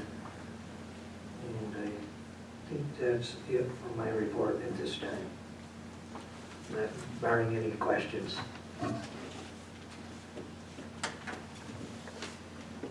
Okay, we've lost Cheryl Schenkel, but I don't believe there was any further questions. Unless anybody has any thoughts on the hearing that we had for the housing rehab. Any questions at this time? If not, we'll close that hearing and we can move on to Ways and Means report for Rule 7. Terry. The Ways and Means Committee reports they have examined the claims presented for payment in the total amount of $2,079,231.86 and recommend that they be audited and allowed for the amounts claimed. Moved by Jerry, second by Brian. All in favor, say aye. Aye. Opposed? Carried. Resolutions, Terry. First resolution, that is auditing and allowing the claims for $2,079,231.86. Moved by Dick, second by Phil. Roll call, please, Terry. Brennan? Yes. Chartran? Yes. Dalhoff? Yes. Hathaway? Yes. King? Yes. Pauser? Yes. Mowerhand? Yes. Mosier? Yes. Fawcett? Yes. Tebow? Yes. Setting date for opening of the Lewis County ATV trail system and trail permits for the 2016 season. Moved by Jerry, second by Brian. Discussion? Dick? We're still comfortable. I know this was a couple weeks ago and the weather was a lot nicer, but we're still comfortable. Everything's. Things are drying out Everything and good? they will be inspected before they're officially open. It just allows us to open them early. Yeah, so it's coming good. Thank you. Other comments? All in favor of the resolution, say aye. Aye. Opposed? Carried. Fixed date of public hearing on additions to the ATV trail system. I need to amend this. Okay, motion to amend. You gotta put it forward first. All right, yeah. By Larry, second by Jerry. And now Larry would like to Motion to amend it. Okay, moved by Larry, second by Craig, and how would you like to amend it, Larry? The east of the Culpeper Road is located in the town of Montague, not the town of Gregg. Okay, is there any discussion on the amended motion? All in favor of the amended motion, say, or all in favor of amending the motion, say aye. Aye. Opposed? Carried. Now, any discussion on the amended motion? All in favor of the amended motion, say aye. Aye. Opposed? Carried. Authorizing amendment to intermunicipal agreement between the County Codes Department and the Town of Lewis. Moved by Jerry, second by Greg. Discussion? All in favor, say aye. Aye. Opposed? Carried. To appropriate funds, community services. Moved by Andrea, second by Jerry. Discussion? All in favor, say aye. Aye. Opposed? Carried. Authorizing agreement between Oneida Lewis Chapter, ARC, and Community Services Board. Moved by Brian, second by Rocky. Discussion? All in favor, say aye. Aye. Opposed? Carried. Authorizing contract between County Clerk and Info Quick Systems for integrated County Clerk records management public web search system. Moved by Phil, second by Craig. Discussion? All in favor, say aye. Aye. Opposed? Carried. To appropriate funds, fire and emergency management. Moved by Jerry, second by Rocky. Discussion? All in favor, say aye. Aye. Opposed? Carried. Appointing member to Lewis County General Hospital Board of Managers. Moved by Dick, second by Andrea. Discussion? Yeah, Dick, who's this replacing? This is replacing Tim Reagan. This must have went through committee though, right? It did. And the interviews were held, the committee selected unanimously. Other questions? All in favor of the resolution, say aye. Aye. Opposed? Carried. Amending compensation plan with reference to Lewis County General Hospital. Moved by Rocky, second by Andrea. Discussion? All in favor, say aye. Aye. Opposed? I want to abstain. We have Joe Brian opposed, Phil Hathaway abstained. You know, Dick, I talked to you I about don't need any of that tonight. Okay, No, thank you though. resolution carries.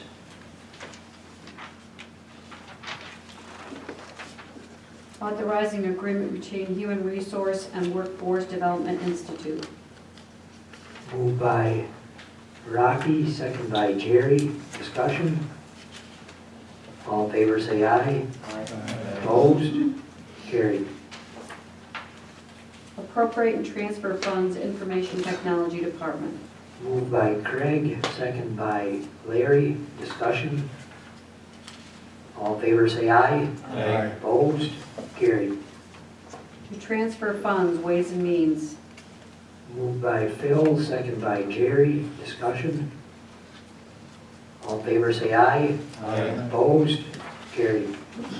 To appropriate and transfer funds, Law Department. Moved by Larry, second by Rocky. Discussion? All in favor, say aye. Opposed?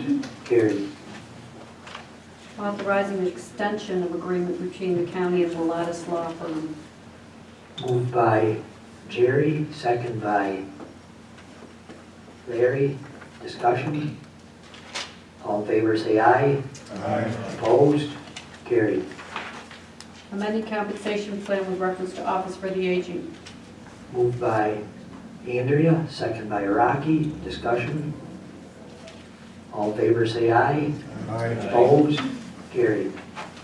Authorizing agreement between the Center for Community Studies at Jefferson Community College and the Board of Legislature. Moved by Larry, second by Craig. Discussion.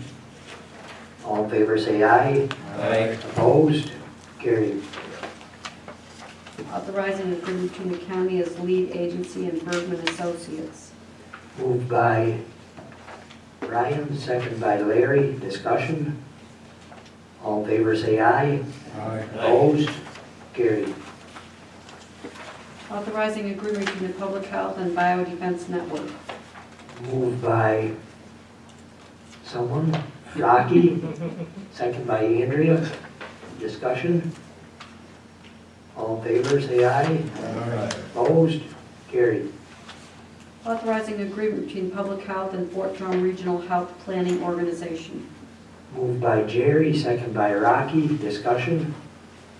All in favor, say aye. Aye. Opposed? Carried. To appropriate transfer funds, real property tax office.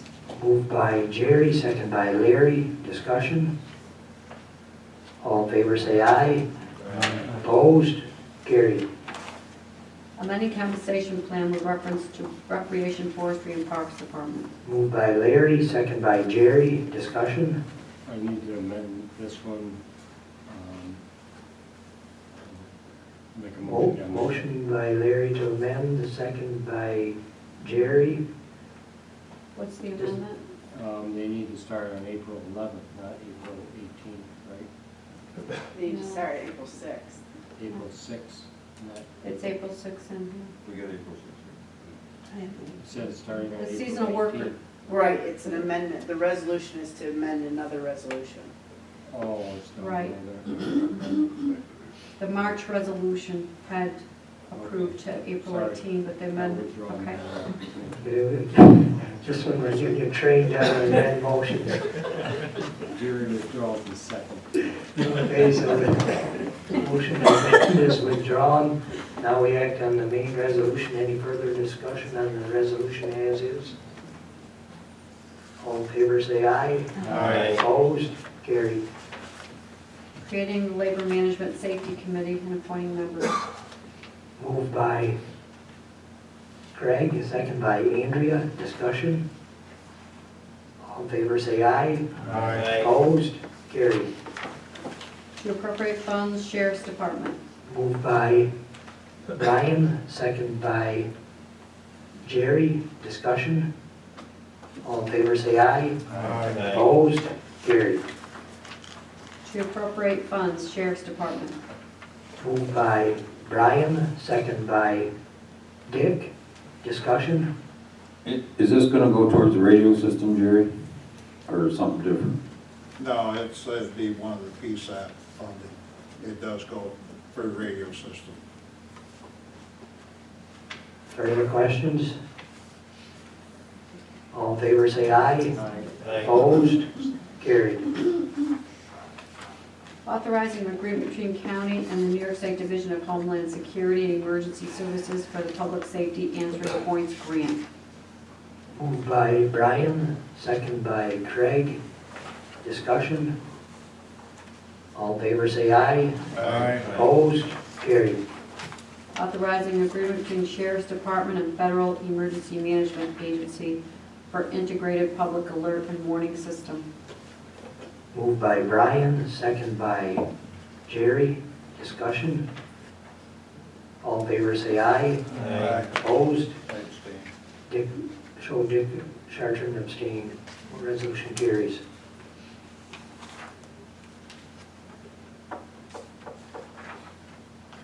Authorizing agreement with Criminal Justice Services and Sheriff's Department. Moved by Jerry, second by Brian. Discussion. All in favor say aye. Opposed? Carried. To appropriate funds, Sheriff's Department. Moved by Brian, second by Greg. Discussion. All in favor say aye. Opposed? Carried. To appropriate transfer funds, Sheriff's Department. Moved by Jerry, second by Rocky. Discussion. All in favor say aye. Opposed? Carried. Authorizing the discharge of the mortgage, Jacqueline Beagle. Moved by Larry, second by Jerry. Discussion?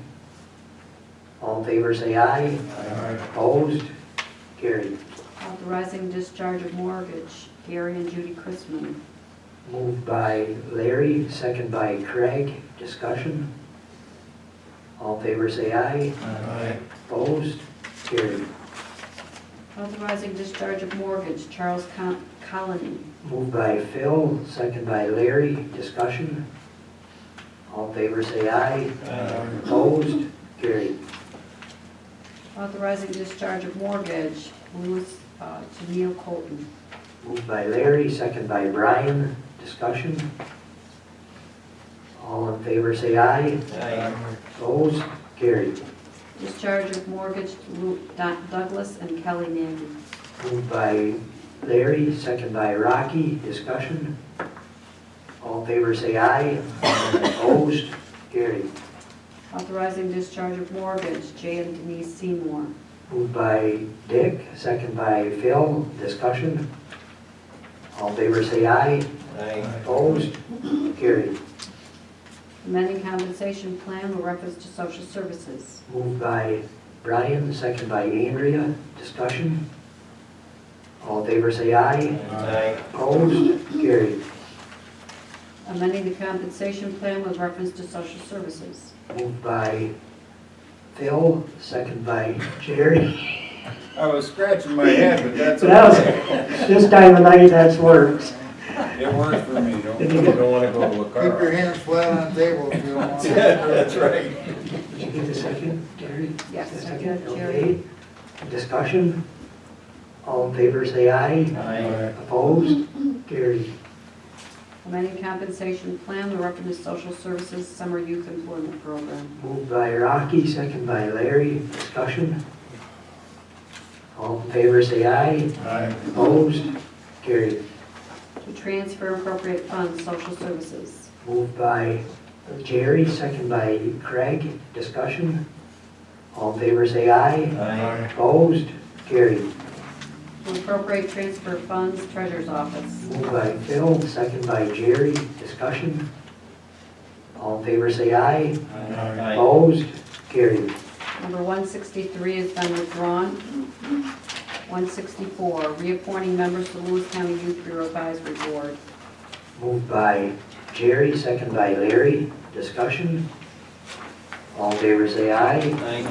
Opposed? Carried. I believe that completes our resolutions. Other business. We need a motion to hold the May 3rd meeting, 2016 board meeting at the Lyons Falls Library located at 3918 High Street, Lyons Falls, to begin at 5 p.m. Have a motion, Phil, second by Jerry. Discussion. I'd just like to point out that there are other activities throughout the day that we are invited to attend. Our meeting will start at 5, but we would like to see a good contingent come to the Lyons Falls mill site, where we'll be given a tour of the facility. That could tentatively start at 4, but some of the other activities, we have a storm bailing museum, which was of interest to myself, so I would probably like to go there about maybe 3:30. Rocky says that we could possibly go to other areas if we show interest. I know like Otis, Re-Energy, they're all out there. So if any members have any desire to see them at this time, let one of us know. But as it stands, like I said, we highly encourage everyone to come to the mill site, and I would like to attend the Bailey Museum, so if anybody wants to ride, we'd probably leave out till about 3. I would anyway, so, but if you would like to ride. Greg, question? I do, I've had some phone calls on this from concerned parents of children that actually go to a dance school that's held at the library at the, which is, the dance school has now had to close for that day, cancel their classes for that day. so that we could hold our board meeting at the library. And the parents, I mean, they didn't feel that that was appropriate. I mean, they felt that their children's dance class should mean something, and we're closing a small business down, which is another thing that we're really trying to see small businesses continue on to grow in this county. And they found that maybe if we could have found a different location, like the fire hall or another place, other than shutting their children's class down, that they felt that wasn't really appropriate to do. And especially since it's very close to recital time too. These parents were concerned with why are we having a board meeting in the library? Why are we moving the board meetings actually from the county courthouse? I mean, it's traditionally been held here. What they suggested was possibly if you want to hold board meetings so that more of the public can become involved in these meetings, maybe you ought to change the hours, you know, to go back to a 7 o'clock meeting or an evening hours. And then if you want to make sure that everybody can, you could do a morning meeting and alternate back and forth. But they found that we were closing a business down was not probably an appropriate thing to do. So that was what I felt that the board needed to hear also. Larry, comment? With regard to the dance class, there were 3 scheduled classes, 3 participants. Those classes sometimes get changed due to weather, and with the 2-month notice, we didn't think it was too much to ask if they could just reschedule either the time or the day in order to accommodate county board meeting being held in Village of Lions Falls. But it isn't, but you're making that statement, Larry, but it's still canceling a class for children that they're, and yes, they could reschedule it, but to a different day, like a weekend day. But that's still, you're making these parents change their schedules. They already have a routine and a time, and they have a setup. This is not something that all of a sudden appeared or not. We're the ones that are all of a sudden appearing there at their doorstep. And it's still a business. And I mean, if you would you like somebody to walk in and hold a meeting in your business in Lions Falls? Well, personally, I have enough community spirit that if someone wanted to hold a meeting in the hardware store, I would be more than happy to try to accommodate them. And I think, Greg, it's unfortunate it worked out the way it did, that the class had to be moved. But the whole intention was to show our flexibility and go to different communities, and it was intended as a goodwill gesture. I agree, it is a goodwill thing, and I'm not saying that it's not. I'm just saying that we are basically canceling classes for a business that's providing services to our residents, and why the location couldn't be the fire hall, because there is a fire hall in Lions Falls. Why couldn't it be somewhere where it's more of a public building, and we could have been accommodated there, rather than canceling somebody's classes. I mean, you know, they can pull a fire truck out and still, you know, if there's a fire, they can still continue on. I mean, they hold meetings at the fire hall here in Loudon. Okay. Any other comments to the motion? I would also point out that if there's other communities in the county that wish to have another meeting, that's up for consideration as well. So you can try your luck at it like Lions Falls did in the coming months. Dick? Yeah.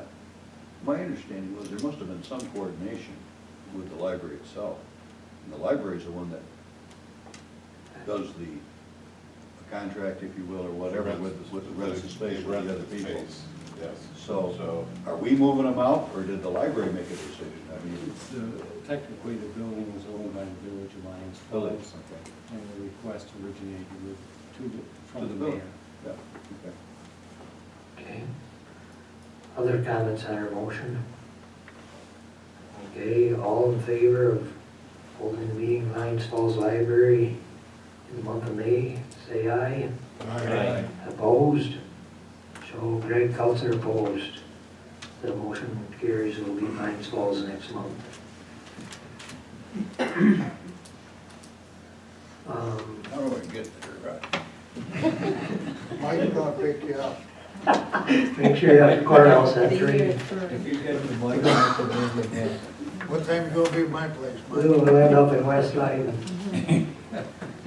And for other business, for the record, there has been a flurry of calls regarding climax from all our state representatives, and whether there will be any salvation, I'm not sure, of course, but just so everyone knows that everybody's trying to get involved that I know of that should be, so, and that'll continue, so. And we do, anybody else have anything for other business? Yeah, I just think we should acknowledge the recent cover people that we've had in the paper, meaning our county manager and Brian Mosier have both been cover people in the Watertown Times, and they showed us in a positive light, and I just wanted to acknowledge that, as well as Mother Superior Joan McNichol being included in one of the publications as well. And our DA as well. Thank you. Okay, good point, Phil. Jerry? You're gonna be getting to know this water study for the southern part of the county. It's May 12th. What's the time? 6 p.m. 6 p.m. and you're all invited, so if we'd like to have you, write it down on your calendar now. If you can come, appreciate it. Where's that, Jerry? That will be at Fort Lyden Fire Hall, Okay, and the public's gonna be there too, hopefully. okay, thank you. Any other business? We go on to proclamations then, Jerry? Snowbelt Housing requested also a proclamation for Fair Housing Month. Whereas April marks the anniversary of the passage of the Fair Housing Act of 1968, which sought to eliminate discrimination in housing opportunities and to affirmatively further housing choices for all Americans. The ongoing struggle for dignity and housing opportunity for all is not the exclusive province of the federal government, and vigorous local efforts to combat discrimination can be as effective, if not more so, than federal efforts. Whereas illegal barriers to equal opportunity in housing, no matter how subtle, diminish the rights of all. I therefore, in the pursuit of the shared goal and responsibility of providing equal housing opportunities for all men and women, I, Michael A. Tabo, on behalf of the Board of Legislators, do hereby join in the national celebration to proclaim April 2016 as Fair Housing Month, and encourage all agencies, institutions, and individuals, public and private, in Lewis County to abide by the letter and spirit of the Fair Housing Law. And there is a proclamation that was requested by the DSS Commissioner Jenny Jones for Child Abuse Prevention Month. Whereas our children represent our greatest hope for the future, and Lewis County remains steadfast in its commitment to the safety and security of our children, families, and communities. And whereas a paramount concern to all New Yorkers are the problems of children abuse, neglect, and maltreatment, which endanger vulnerable young lives and cause long-lasting damage to a child's physical, emotional, and cognitive well-being. The prevention of child abuse, neglect, and maltreatment requires strong partnerships and cooperation among individual citizens, organizations, law enforcement, and government agencies at the county, state, and federal level. A leading cause of abuse-related death among children is head trauma, including a fully preventable form of abusive behavior known as shaken baby syndrome, which occurs when a caregiver loses control and forcefully shakes a baby or young child, possibly resulting in a loss of vision, brain damage, paralysis, seizures, or death. Whereas citizens should be vigilant and fervent in their efforts to stop child abuse and are asked to call the State Central Register for Child Abuse and Maltreatment at 1-800-342-3720 to report suspected abuse or neglect. Whereas Lewis County does not tolerate acts of violence against children and continuously strives to protect children from abuse, neglect, and maltreatments, all citizens are reminded of the many forms of abuse that occur in our society, with greatest concern for the threat of harm to our precious children. Therefore, I, Michael A. Taball, Chairman of the Board of Legislators, do hereby proclaim April 2016 as Child Abuse Prevention Month. I have one more announcement. It's reappointments to the Comprehensive Economic Development Strategy Committee. Carl Golis, Ann Merrill, Michelle Ledoux, Glenn Gagne, Stevie Kiggins, Michelle Billhart, Doug Cano, Jackie Mahoney, and Dan Solomon. That's for a 2-year term. Didn't Stevie Kiggins get married? That's her married.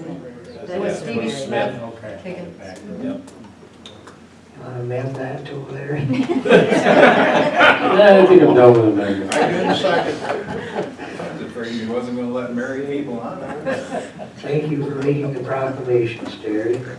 And now, I think we can have a motion to go into executive session where we'll be discussing the windmill pilot negotiations, solar PPA negotiations, and a personal legal issue. And Craig, you had something on top. Personnel issue. Another personnel issue as well. So, would you like to make that motion, Craig? I so moved. So moved, and second by Dick. Set yourself up for that. Seconded.